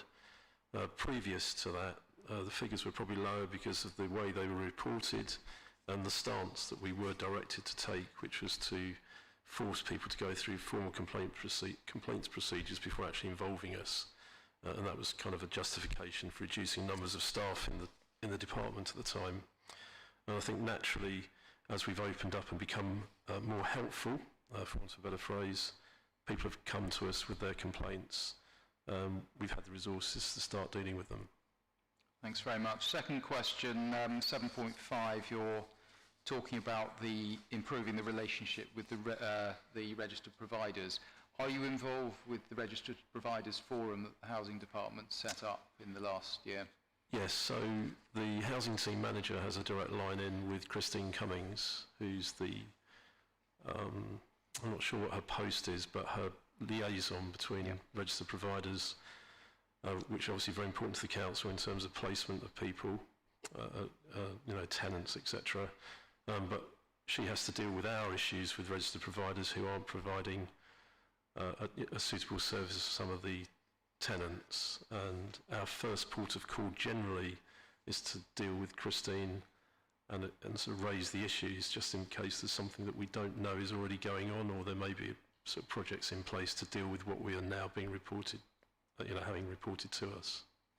Thanks very much. And the third question, I think this is paragraph 7.2, which indicates that quite a lot of the challenges with Housing Act 2004 are systemic. And if we'd been having this conversation, if we'd had this level of detail last year, if we'd had time, maybe one of our working group recommendations might possibly have been to do some lobbying of the government to try and sort this out either through our MPs or through a full council motion. And if the lead member was here, I would ask him what he thought of that strategy. And you're obviously not the lead member, Tim, but I'd be happy to hear your thoughts on it if you have any comments. Okay, the enforcement of HHSRS is complicated. You can see from the table we produced that it's only a couple of percent where we end up serving enforcement notices. That shows hopefully our measured approach to enforcement. But the actual process is difficult, and I think any, not necessarily simplification, but streamlining of making the assessment scores would be welcomed nationally, and I think RBKC would be well placed to comment on that. Okay, thanks. Yes, and I won't press that any further, as you're an officer and that there's a political, or at least a small p political dimension to that question. Final question from me, which is you're hinting at potential additional HMO licensing scheme, which I know you've been at 5.3 said you've been consulting on. Can you tell the committee how the consultation went, please, and also just reflect on we were talking about the Charter for Public Participation earlier, how this rates as a case study on the spectrum of public participation. Of course, the consultation is closed, and the decision on where we're going with licensing has been put off for some time now. So the paper is no longer going to October's meeting. And we're going to go back and produce some more information, for example, about antisocial behaviour, what type of antisocial behaviour is associated with HMOs in particular. I mean, generally it is noise and rubbish, and then the attraction of, for example, drug dealers. That's a stereotypical scenario, but that is how it works. In terms of the consultation, perhaps going back as well and trying to identify some more tenants, because it was, a lot of the report, a lot of the consultation, the responses were from landlords and owner-occupiers, which is absolutely fine, but maybe we need to look at perhaps some of the views of the tenants as well. And would you be interested in some co-design if we can find some property experts in the letting market to help you with it? Yeah, it's a great question, and I actively agree that we should have some co-design on it, because at the end of the day it benefits everyone, not only the landlord but in particular the tenant. So yes, I think there's plenty of scope to do some work there. Thanks, Tim. Now let me see. I think Councillor Dent-Coad looks like she's ready to ask a question. Go ahead. Yes, thank you very much. And I just wanted to say to start with how depressing it is that registered providers are almost as bad as they were when I joined the council 15 years back, and it is really difficult. And I think council housing is grindingly, slowly getting better, but the registered providers are massive frustration. But anyway, what I wanted to ask, because we talk about the 185 licensed house multiple occupation, and there may be another, if we have these new rules, another 257. How many, I couldn't find it in here, how many HMOs do we have in the borough altogether, do we know? Right, so mandatory licensing, which we already have in place, is about 180. Yeah. So, depending on how we want to define the HMO under the licensing, you know, a new licensing regime, an additional licensing scheme, it would be thousands. Yeah, that's what I thought. I mean, yeah. So places like, you know, the Upper Ladbroke Grove, Earls Court and so on, there's literally thousands, aren't there? Yes. So is that, I mean, if this scheme comes in, we're going to have to quintuple your department, I presume. Or we just have to be aware that we are opening a can of worms, and it is a can of worms, we know that, but we're going to need more help, aren't we? Yes, so if we widen the scheme, we will also have to bring in more staff. The process is actually self-financing because the staff are paid for out of the licensing charges. The benefit is down the line, and you can't actually, you know, I can't bring figures to the table to measure it, but as people don't access the healthcare system because they're living in warm, well-ventilated, safe accommodation, the benefit is a long way down the line. It's not right away. There are a lot of people sharing homes in the borough, and there are a lot of people who are sharing facilities, and we've, you know, the data that underpin the HMO report that went up, it is very detailed, and we're happy to share that with you. You know, shows just what the challenge is of rented accommodation in the borough. You know, over 40% of accommodation in the borough is rented out. Yeah. Okay. Thank you. I'll never forget meeting somebody in Ladbroke Grove. She said, and basement flat. And she said, okay, I've got these furniture. I had to get light sofas because I had to carry them up the stairs every time it floods from the drain, and she just got used to it, and she had nowhere else to go. I mean, it's really some. Honestly, I couldn't believe it. She had actually, her life was sort of based around when was it next going to flood with sewage. Yeah. And how quickly could you get her sofa up the stairs? Terrifying. That is a terrible story. I mean, just to share an anecdote, in the last 2 weeks, one of our officers has visited a property very close to the town hall, and it's rented out. It's a very long-term rent, and the kitchen has been moved out of the flat into the hallway, so they can squeeze more people into the flat. And obviously, that's a complete fire hazard. And just shows that the management of the block, it's not a great big block, it is appalling because everyone is at risk in that property. So yeah, unfortunately, despite the fact it's 2021, these challenges are still out there. Absolutely. Thank you, and thank you for your good work over the years, Mr. Davis. Thanks. Certainly come in all shapes and sizes, these things. So, Councillor Smetterling, you have a question? Thanks. I think it's more of a comment. Well, partly a comment, partly a question. First of all, I'd like to thank everyone, the officers and councillors, for the work they're doing in this field. And I really welcomed the first ever meeting with housing associations, which Councillor Hammond organised. I hope it will become a regular feature. Well, it may only be annual, but at least it should come. And I had dealings with one of the housing associations who were supposed to appear, and I asked them why they didn't, but they had apparently a reasonable excuse. I hope they'll turn up next time. I have to say that since I became a councillor, which was only in 2018, I've come to see how not cuddly and cosy these housing associations are. And it's frankly, I have to use this word, appalling, what I've come across. I must say though, when we speak about private providers here in this context, there's two types. There's the housing associations and similar, and of course there's the ones who are just independent and could own a few flats or maybe a block, have nothing to do with housing associations. But it's the housing organisations, housing associations, which can be terrible, although there are some people who are happy, and you can see it on social media, particularly on Nextdoor. So thank you for the work you're doing, and I give it every support. I appreciate there are legal constraints to what one can do under the law, and I've tried it myself, and sometimes we managed a successful intervention. I look forward to the promised map and list of these registered providers around the borough. I know we have one which is over 10 years old on the website, but I was told there'd be an updated one soon. How's that going? That's, I'm in the same boat as you. I'm waiting for the map and list as well. Yeah, that's a question for the Housing Department. I think they've got that as an action from a previous meeting to provide us with it, Dory. That is an action from a previous meeting to the housing team, so Tim is not responsible for providing it to us.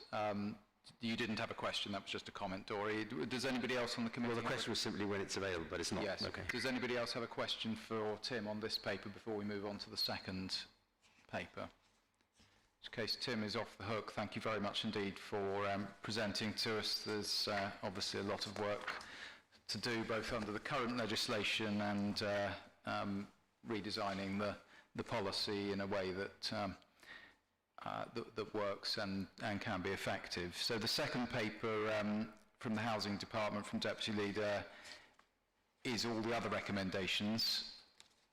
So let me turn to, well, again, Councillor Bennett, if he has any questions, I'll offer him the first shot, as he was on the working group with me.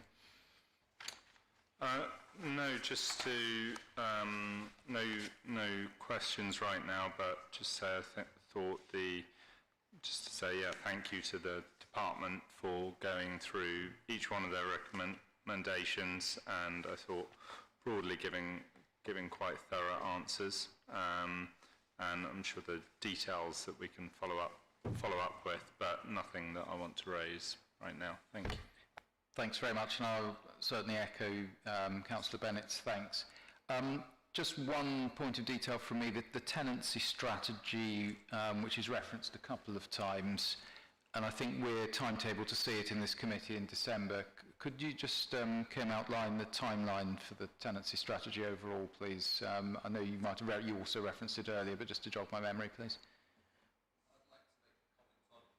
Thank you. Yes, please. I'd like to make a comment on it, but I'll let Doug answer in terms of okay, Kojo on the timeline. Whoever's first, Kojo. Hi. So with the tenancy strategy, as with all consultations, we've got 3 potential consultations at the moment. We've got the tenancy strategy, the intermediate key worker policy, and also the allocations policy. We've spoken to our governance department, and they've said that basically we can't have the consultations running concurrently in order to get the enough engagement. So it is scheduled to come to scrutiny in, I think it is December, isn't it? But there may be a delay because of the other consultations that we are focused on. I think the priority is probably the key worker policy at the moment, and then we'll need to decide whether it's the allocations policy or the tenancy strategy, but they're all in progress in relation to almost being ready for consultation.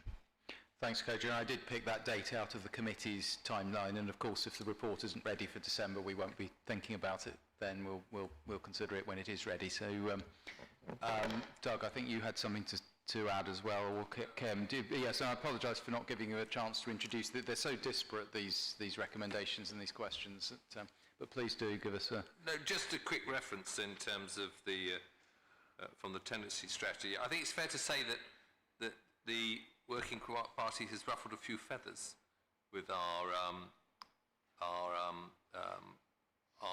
residents' TCC group on the basis that a lot of the issues in terms of some of the recommendations around CCTV and also physical safety as far as entrance is concerned are matters that would normally go through our TCC committee, and they would obviously approve and then seek recommendations. So I think it will be quite important in terms of future working to make sure that you do liaise closely with the TCC committee to get their feedback when formulating your report.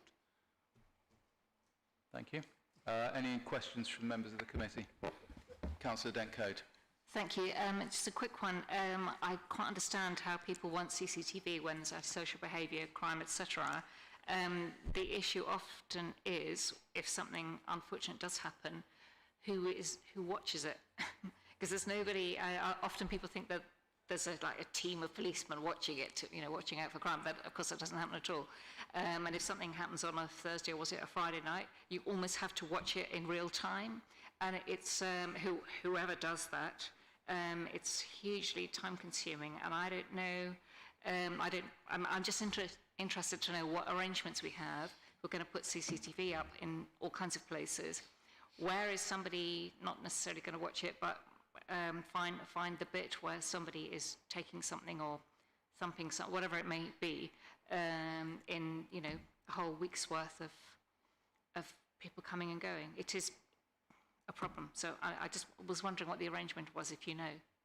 Well, I don't. I mean, it's a matter for the executive, and so let me put it to Doug, but we put that in the report because it was the evidence that we were given by people who spoke to us. But Doug, from the executive. So the current situation is that we have an officer whose job it is to then go and locate the time of the incident and supply the image through a protocol we have for the police, should it be for the police, or for us if it's a civil issue. We are discussing with the community safety team how we can perhaps join that up in real time, and some boroughs do have control rooms which look at these images, but there is a cost to that, and we are in a situation where resources are a bit tight at the moment, but it's around whether we can work together to try and achieve that. And there is a bid for looking at that in terms of the capital investment, but then you've got the revenue costs on top, and therefore the question for residents would be, would you wish to pay for that? And that's a question that we may get, we may not get a buy into. So at the moment, the situation is exactly as you described. We send someone down to look at it. Thank you. Councillor Bennett. Yeah, I just thought I'd add on CCTV, just because I was speaking recently with the resident that chaired our sort of consultative CCTV panel, which was looking more at CCTV on highways rather than in buildings, but he's an ex-police officer as well. But one of the points he was making is firstly that it's often preventative. So that in itself would be helpful. And then, yeah, secondly, to your point, Doug, if a crime or antisocial behaviour is committed, even if it's not being watched live, it then still allows us to go back and identify who it was. So I appreciate there's a large cost of a live control room, but there are still benefits even if we don't have that. Thanks very much. Councillor Smetterling, I think, has a question. Thank you. I have had in the past some involvement with the use of CCTV, not in the council, but in private industry. It is a very difficult problem, but a couple of points I want to ask you whether you could take it up when you're discussing it with the community safety team is that, first of all, that the video quality is high enough that you can actually see people when you look at it, because a lot of the CCTV images one sees are pretty poor. I'm not saying councils, but in general. Secondly, has it been considered to use some sort of alarm system on the CCTV, even if people aren't watching it all the time? And by that I mean two things. One is, if there are known areas where there's trouble, like a collection of people, lots of people, you could set it up to trigger an alarm at a control centre or to somebody that there are a lot of people there, and then they can look at the screen to see if there's a problem. And secondly, potentially, if there are repeat offenders, facial recognition Doug. Sorry, and that can go with alarms. Once you get a rogues gallery, you can actually identify. It's hard. I know it's very hard to do technically, but you could then identify culprits. Thanks. That might be a little beyond Doug's remit, but go ahead. So the quality of images is important, and so when we're putting in CCTV, it's not just the cost. You've got to look at the lighting and how you get those images and the quality of that. So we are very conscious that that's important. So we've got a new specification for the cameras that we're putting in within housing that we can ensure that happens.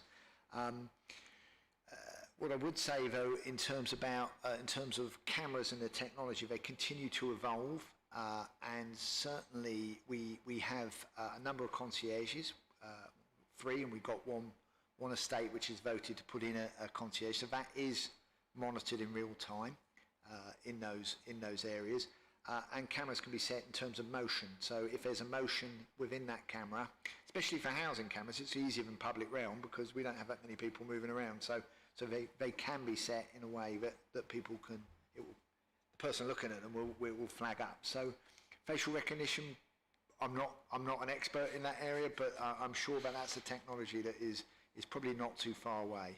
That said, lots of people cover their faces in this sort of instance. But the advantage of where we have concierges are actually they get to know the people who are coming in and out, and it does help us identify people. Thank you very much, David. You want another one? Just a brief comeback. Just briefly. Regarding facial recognition, it is very difficult, especially in crowds, to get good images that you can then store and then you can check if people reappear. But on motion detection, I have to say that's very... I think this is very difficult to do because a bird... I think this question is really... Yeah, no, when they discuss it with the community safety team, that's the point. The community safety team need to take that one. I think it's... Yeah, I know, but I'm saying that a passing dog could trigger it, so it has to be set up correctly. I think we'll leave that hanging because it's good. It's a useful observation, but it's really beyond Doug's remit. So I'll just go once around the committee to see if there's any further questions. Otherwise, and there aren't. So, Kim and Doug, thank you very much indeed for your answers and your responses to the report. Handing back to the chair now for the next item. Thank you, and please do join me to thank Councillor Greg Hammond for chairing this, the committee, and really did a great job, as well as getting housing associations, which were quite really difficult to be to come on board and to be dealt with. So thank you, Greg, on the record, you and the rest of the committee, including Tom Bennett and other select committee members. I think we have received the recommendations and we passed as it is. We accept. Is there any other things we add to? Okay, thank you. That's it, so over to you. Thank you. And on a similar note, item A7, we have also a response to the recommendations for modular housing working group chaired by Councillor Dorish Matsling. Now I will hand over to Councillor Dorish Matsling to chair this item. Thank you. Thank you, Chair. Although the Modular Housing Report of October 2020 was published at the time on the Council's webpage, I appreciate it fell between the cracks, so to speak, before it was put before the lead member. As a result, we have lost some time relative to the New Homes house building programme, which actually seems to be progressing well, as we heard earlier from the lead member. Nevertheless, I'm pleased to note that the recommendations were accepted and acted upon, as I can see from this report. In respect to the findings, I have some comments in no particular order.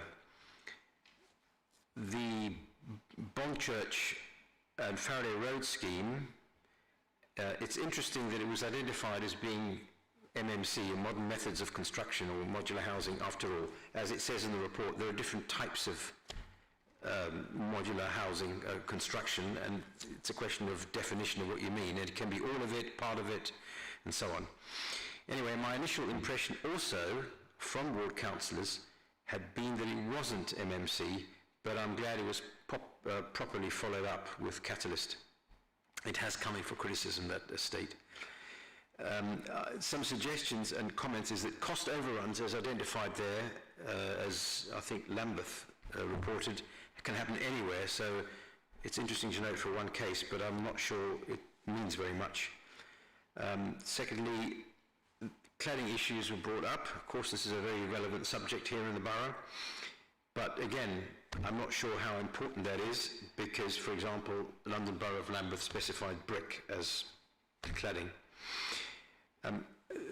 I was approached by a consultant, somebody who works in this field and has experience, and my suggestion would be that some of these issues raised could be aired in a meeting with officers and possibly, hopefully, the lead member and me, and we can talk to one or two other councils who've implemented this. So any response to that would be helpful.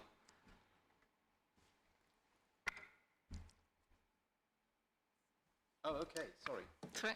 Yeah, I do thought. Yeah. Thank you very much, Terry. And it's, as you say, there are lots of different types of MMC. I'm really mystified about this, the finding about Faraday and Bonchurch roads, because I watched them being built and I photographed them because I was worried, very worried about the quality of construction, and I'm sorry to say that I was right. It's something I'd be very happy to be wrong about. And all the buildings around there leak from every possible angle, and they've got Waking Watch, and they have had for nearly a year. So it's not a guarantee if it is MMC, which I'm very confused by. But it's not a guarantee of quality by any means. And buildings that leak as soon as they are put up are not going to last. So we need buildings that are properly built and last, whatever method of construction we use. And there are no guarantees, certainly, for MMC. And anybody who's trying to sell it to the council, you should watch them coming, actually. So I'm very, very confused that they say that was MMC. I have photographs, as I say, of them building these buildings, and they're very, very poor. Well, thanks. I just briefly say that it can be bodged. Of course it can be, and I think, like in everything else, it has to be done properly. And in the report here, it does say that Lambeth did it very well. I don't know whether Councillor Taylor-Smith would like to comment. I mean, I've got mixed views on it, Dory. I mean, we've looked at modular construction in some of our 600 homes, and I'll turn to Anna in a moment because she's got far better experience of this. And I think it's sort of fair to say, when you look at the number of buildings and developments that you built using modular construction, I think that gives you the answer to the clue, is that I think generally speaking, people use it when speed is of the essence. There's lots of advantages in order to do that. And I think that will play against us as our sites, because our sites are quite constrained in terms of green. I think the biggest problem for me with modular construction is that there's not an awful lot of factories that are there producing the modular bits. And consequently, you know, in terms of cost, there's no really cost advantage for using it. But instinctively, I sort of share a little bit of what Emma's saying in just terms about quality on this. But Anna, do you want to sort of elaborate on your view of modular construction and how we might be able to use it in the borough? Thank you. So a couple of points. Looking at specifically modular construction, it needs to be highly replicable, hence the Faraday Bonchurch, because and that doesn't bring with it very good, nice design, and it's very boxy because it's very highly replicable and it's the same properties, so it doesn't lend itself to delivering a full mixed community, or on our sites which are very constrained by their shape, so they're not square and clear and empty. So then you do have modern methods of construction which are panelised systems. Again, those can be delivered on slightly skew width sites, but again, the benefit and the cost savings you get from this form of construction is where it's exactly the same properties being created, so it's very replicable, because that's how they make the money, because they don't have to change the design process.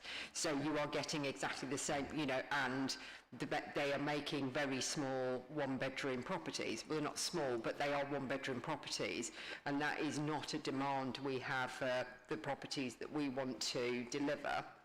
We have a demand for family accommodation.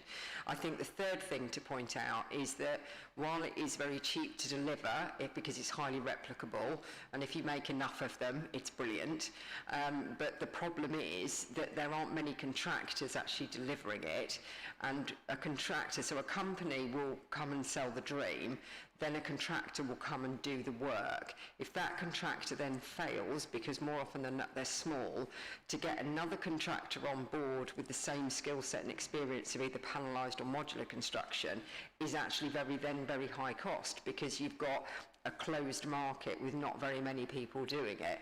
The market is completely contracting at this moment in time, and we found out when we went to the Pocket Living site that there isn't a demand. Because there are concerns with the replicability, the cladding. There's been a lot of pushback from the fire service as well. That has been overcome, but again, our focus here is on very high quality, high safety standards and a good level of design. So while I can see on the one hand the merits of speed and replicability, small deliverable units, very good for first-time buyers, for shared ownership, etc., it doesn't lend itself to the uniqueness of the Kensington and Chelsea New Homes programme. Chairing the meeting. Okay, thank you. All right, just to respond to that, it is interesting. Yes, I did notice this Pocket Living. I think it is important to know that this is a very limited case as it happens, and I think going to one council who happen to do small units is not sufficient, and it is not correct, not quite right that you cannot vary the units within a development.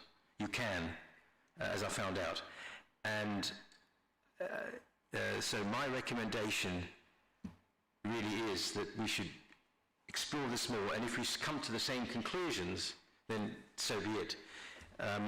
But I think from the comments you've made, I think there's more to it than that. Also, what we don't have, I think, and that was the hope in the recommendation, but unfortunately because of COVID and other reasons, we haven't got it, is a cost comparison from the councils that have implemented it, not necessarily for small units, but for bigger houses. We haven't got that. So the first step would be to actually try and get some comparative data or find out why people did it and when they, what were the cost considerations as well as the quality. As regards the number of units built, I think Councillor Taylor-Smith has, raised an interesting point about, I think he's implying there weren't very many being done, relatively speaking, in this country, and it's right. But if you go across the channel, you'll find a lot more high percentages, and it isn't just necessarily Sweden, where they've got loads of space and probably put it all together in timber. I don't know, I mean, that's just top of my head. It's just that in Britain, the housing industry has been quite conservative. Maybe for good reason, I don't know, but it's not very efficient. And so that's why I thought that this is worth exploring, and I don't think we've explored it to the limits. That's all I'm saying at this point. So I'm suggesting we further, I don't know whether you want to take this further offline, so to speak, or how you want to do it, but I suggest we do take it further, at least on the exploratory basis.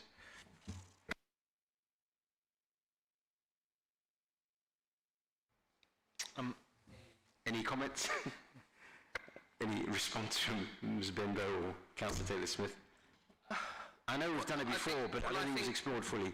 I think it has merit when we have a project to look at it on a project-by-project basis. I think it's quite difficult to do it quite generic. I mean, we've had a long conversation about consultation, so that would obviously be something which we could include in the consultation. How do you feel about modular housing construction?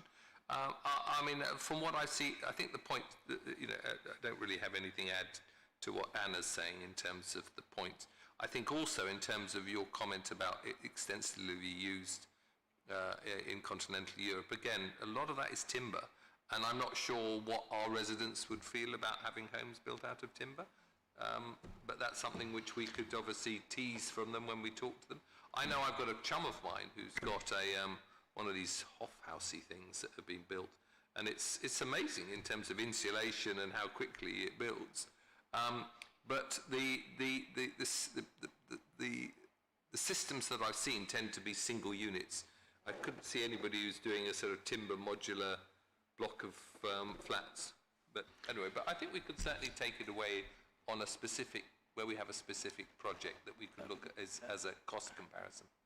Thanks. Well, I'd stress, I think timber would be out, but they can be built on steel frame basis. I'm not sure that consulting residents at an early stage is of any value, because you're asking them to comment on things that they don't necessarily know about, because it's simply a construction method. It's not.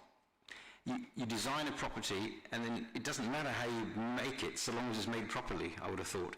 So my suggestion is that we do have a meeting where some of these issues are discussed, and also to take into account your comment about what kind of project could be suitable to consider. I was quite surprised to find out it doesn't have to be 50 units, for example, which surprised me no end.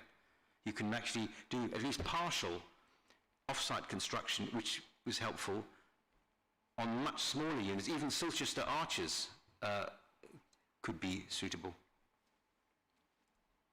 So, Councillor Dencode. Thank you. I just want to say that there has been a lot of excitement about cross-laminated timber, and you can actually construct buildings of whole units, of modular units made of cross-laminated timber, and they've had a very, very poor record. And there's a council in London, and I can't remember where it is, but a very famous, they built a 6-7-storey block, and it's barely lasted 5 years because because of the plumbing and I don't know, it basically sprung all kinds of leaks, and because of the construction, basically it's falling apart and it's not safe either. So that was a very poor example, sorry to put you off, but cross-laminated timber, apart from probably not being fire safe either. I'd say there's a lot of manufacturers very excited about it, or there were before COVID, but I think that got a resounding no from, certainly from the architecture world that I know. Oh, thanks, Councillor Dencode. No, it's okay, but that's also timber, and I said, I think even for political reasons, I don't mean party political, just for political reasons, we wouldn't want to consider timber, although you can build quite high with it, I'm told. But anyway, Councillor Bennett. Yeah, well, obviously flying in the face of popular opinion here, but I just want to give a very brief defence of cross-laminated timber, because it is a lot more environmentally friendly. Steel production is one of the greatest producers of carbon emissions in the world, counts for about 8% of global carbon emissions.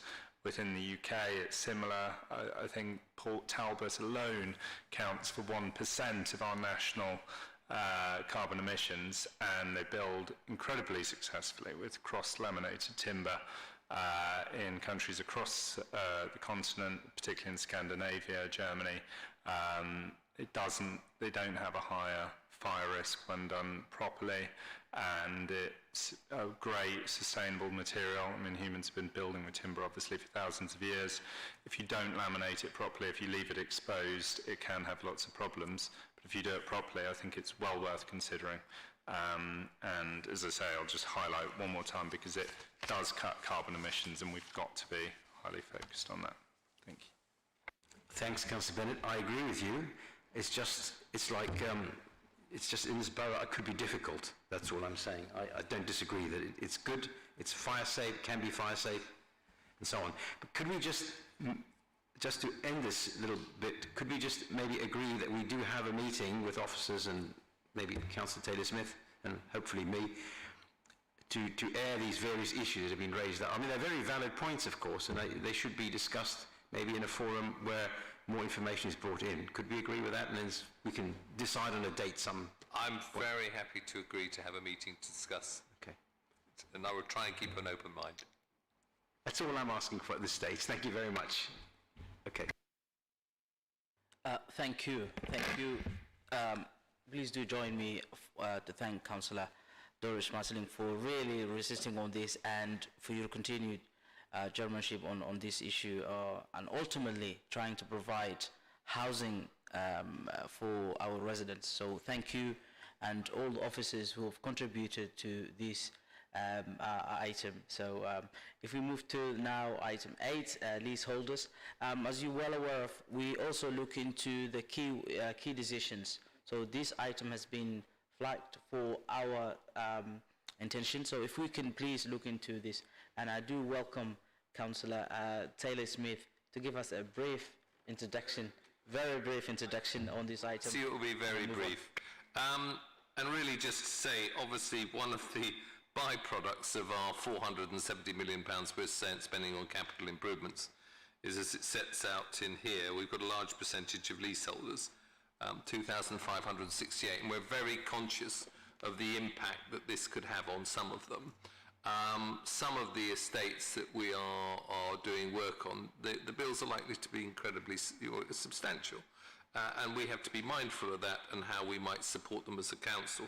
And the report really just sets out some of the changes that we're proposing to make, really in terms of the period that leaseholders are able to pay it back, and the options in terms of early settlement discounts and finance available for them on terms of doing it. And there are a number of what I consider to be quite sensible proposals, so I've not really got anything further to say, and Doug's here to answer detailed questions.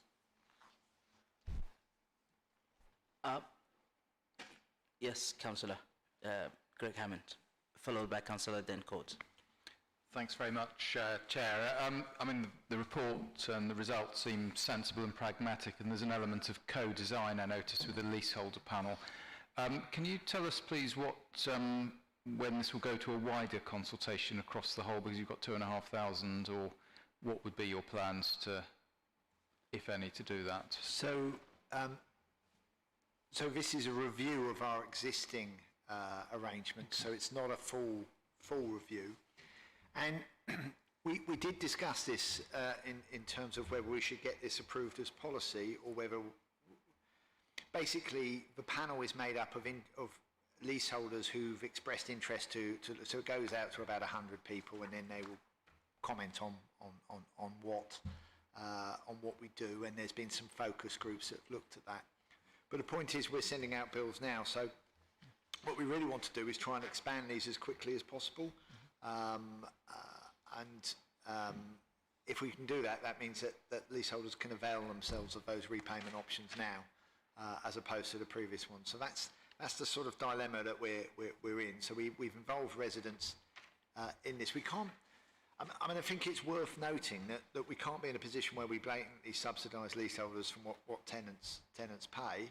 This is about us looking at other boroughs, and about as far as we feel we can comfortably move this to make this as generous as we can. I mean, the lease itself says pay within 4 weeks of the bill, and obviously that wouldn't be a sensible thing for us to do. So that's where it's pitched. So whilst we've listened, so some of the things that have come through directly from those residents are about having a maximum amount to pay. So that might actually extend the period it covers if a bill is over a certain level. So those sorts of things have come from the leaseholders, from the groups that we've had. But we weren't going to go out and consult with all 2,500 in this particular instance, because this is a review of what we had before in 2018. But so it's more of a, what you did with the leaseholder panel was more of a sense-checking exercise, is that perhaps? I may wish to bring in, so I might want to introduce Peter Mayer, if that's okay, because he oversaw that part of it. Thank you, Doug. Hi there, good evening, yeah. So we went to the residents earlier in the year, and we asked them, well, we presented the existing options, and we said, what would you like to see, given you're aware the invoice values will be higher than previously envisaged? And most of the proposals we've now... Sorry, is that better? Most of the proposals we're putting forward to you tonight have come, 3 or 4 of them, directly from those meetings. So you could say, yes, there's a strong element of co-design. Okay, thank you. Did that answer the question? Sorry if I missed the second. I think it did, yes. I think I don't need to pursue it any further. Yeah. Thank you very much. The other, perhaps just to mention, was we benchmarked with 8 other local authorities and presented an updated policies such as the discount for paying in full, and that was broadly welcomed by the groups. Thank you. Thank you. Councillor Dentcola. Yes, I just wonder where we are with the some of the blocks where bills for spalling concrete were well over 100,000 per flat. What is going to happen to them, Doug? Thank you. So yes, we have one estate where we have significant bills, and so at the moment we are looking at what those bills may be, and we won't know entirely until we get the tenders back. The tenders due out in the next week or two, I believe, next few weeks anyway. So we are looking at possibilities of so this will obviously apply to them, but wider issues around, say, wishing to purchase properties back or those sorts of offers. We are looking at the financial arrangements around that. So I'm not saying we will do that, but we need to look at whether that is a possibility and whether actually there's an appetite for that, because ultimately, if you were going to buy a property back, you would probably discount it for the amount that you'd have to pay in terms of the major work. So it might not always be the most sensible option. So we're hoping that we'll get something probably in about a month's time, which will set out what we can possibly do for that particular estate, because it's a bit of an outlier compared to all the others. So the leaseholders there are forewarned, are they, or not yet? I think we want to go with them with some options before before that happens. Thank you. Although, just chipping on that, I mean, it's not a secret. I mean, obviously, you're asking the question. So, we know that we're going to be, looking at some very large builds. I think it also raises another issue for us, which is in going back to leaseholders and talk about people putting into a sinking fund, which has never really been popular for people. But, I mean, if you think of that original building, it's been standing there for 50 years, and and you've got better knowledge on this than me, but in terms of deterioration, that type of construction and concrete, there's always going to be a big bill at the end of it. So to maybe have a system whereby our leaseholders are paying into a sinking fund that we can keep so they don't get these horrible shocks might be a prudent thing to do. Thank you. Any other question? Yes. Thanks. I was intrigued to note that of the 2,500, roughly 2,600 homes which are not for rent, it says leasehold or freehold. First of all, how many of those are freehold? And secondly, why are freeholders even mentioned in this programme? Because if they're freehold and independent, no? I don't know the numbers, but there will be freeholders where in the deed of transfer there will be service charges that will be payable, because often you will have freeholds which are connected. You might have a contiguous roof, you might have all sorts of elements where on an estate actually you can't quite separate those services, so that's why they're there. But you may know how many. I was just going to say it's 80, I believe. 80, yeah. 80 what? Freehold properties. Yeah, I think it was just to give a kind of background of the kind of stock, really, more of a kind of... I wasn't aware of that sort of thing. I mean, I knew there were leaseholders. In fact, one or two of our councillors are leaseholders in council properties. But freeholders that are still liable, interesting, that's all. Okay. Any further questions on this item? Yeah, Councillor Craig Hammond. Thanks, Chair. Yeah, just while we mentioned the subject of freeholders, I think we discussed a few months ago some of the blocks where all of the flats have been transferred or have been bought out and are now leaseholders, and the council yet is still spending resources on maintaining them. Has there been any progress on transferring freeholds and management of those in that time? I know I put you on the spot there because it's not part of this paper. So I certainly know that there are a number with our legal services department that are going through the process of disposal as per the policy that the councillors agree. I can find out for the committee just where the status is indeed, you know, because we had X amount, it's around about 30, where they all are. But there's been quite a lot of interest actually from the people who were they get the first offer, and then the rest will probably go for auction. I would imagine it'd be a very attractive option to them, but it would be interesting for the committee to have an update on it. And I know I've put you on the spot tonight, didn't expect a precise answer, but it would be interesting to have an update on that perhaps later in the year as part of a paper another paper that you bring forward, or a general update. Absolutely, absolutely we can do that. Thank you, Doug. Thank you. On that note, what you've just mentioned in terms of the getting selection committee, the updates on that, and thank you for Doug for doing that. And the amount of money we're talking about here, which is about £430 million for 5 to 7 years plan for a major work program as well, and the leaseholders payment, which obviously is in the pipeline and work in progress, if I may say. Rather than asking, giving us now figures, we will probably wait and to see which leaseholders who may be going to pay 400,000 or the council is going to pay back. We will wait for the plan for you to give us about in a month, whether you write to the... For that particular estate, yes, absolutely. Thank you. So the selection committee will have more details about the number of and the plan from now onwards in 2 weeks or a month from now to let us know. And of course, Councillor Dorish Masili mentioned about the freeholders and the service charge, but we will leave it to that when the time comes. On that note, we conclude this item of 9, and final agenda item for us is work program. Sorry, 8. Now A9. It's a work program. So councillors and officers who may not wish to listen the final or second final item may free to go. So we thank you for your time, and thank you. Thank you. It's a pleasure. You're more than welcome to stay. We've got only 2, so you may as well just stay. On this item A9, Select Committee Work Program is going to be very short. I don't think there will be more things to talk about, but we have 3 meetings coming up. The one on the 13th of December, as well as the 31st of January and 17th of March. Just to be clear, these may change as we have it on the work program.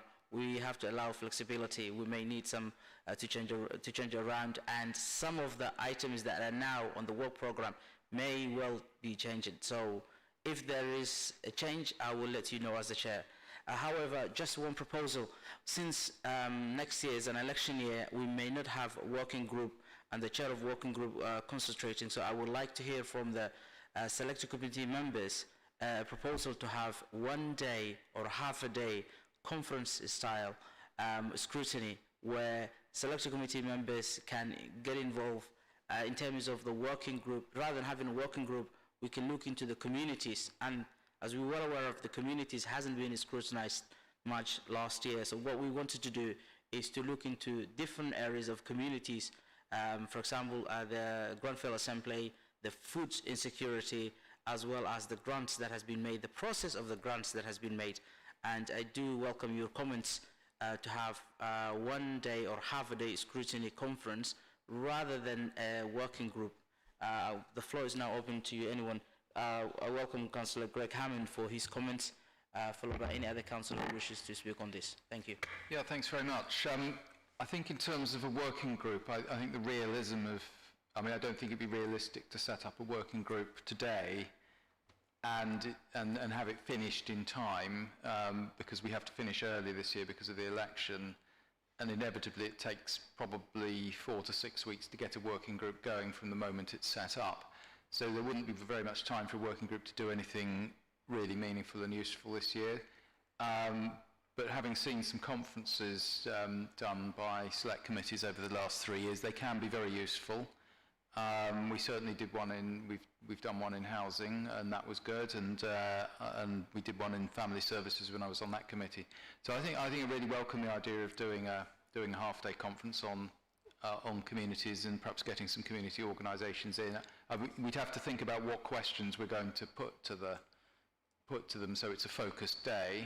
But there's quite a lot going on in the communities area, in particular the VCS funding, which we had mention of earlier, that we could perhaps look at. So I welcome that as an idea. Any other Councillor Emerson Coates? I'd just like to, no, I just agree entirely with Greg that it's a very good idea to get through, to have a concentrated day with outside, outside input as well.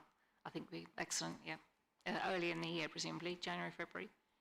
Yeah, we're looking at mid-January or February. Okay. We can't do No, later than absolutely, that. That will be 100%. the time roughly we're thinking about.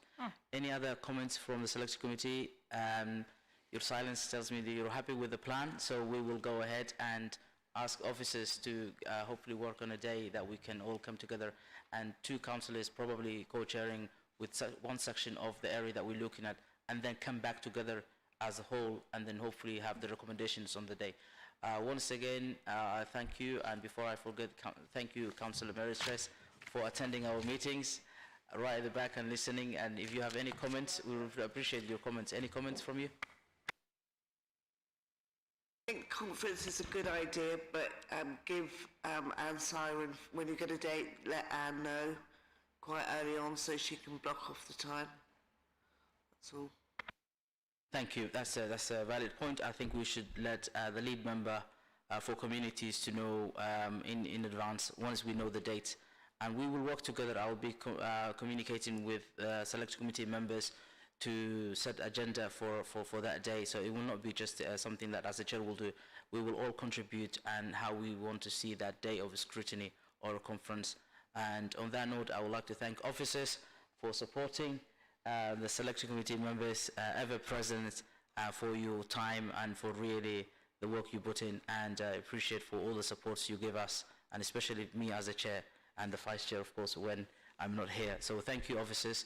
And on this note, we will finish at this meeting at this moment. See you at the next meeting on the 13th of December.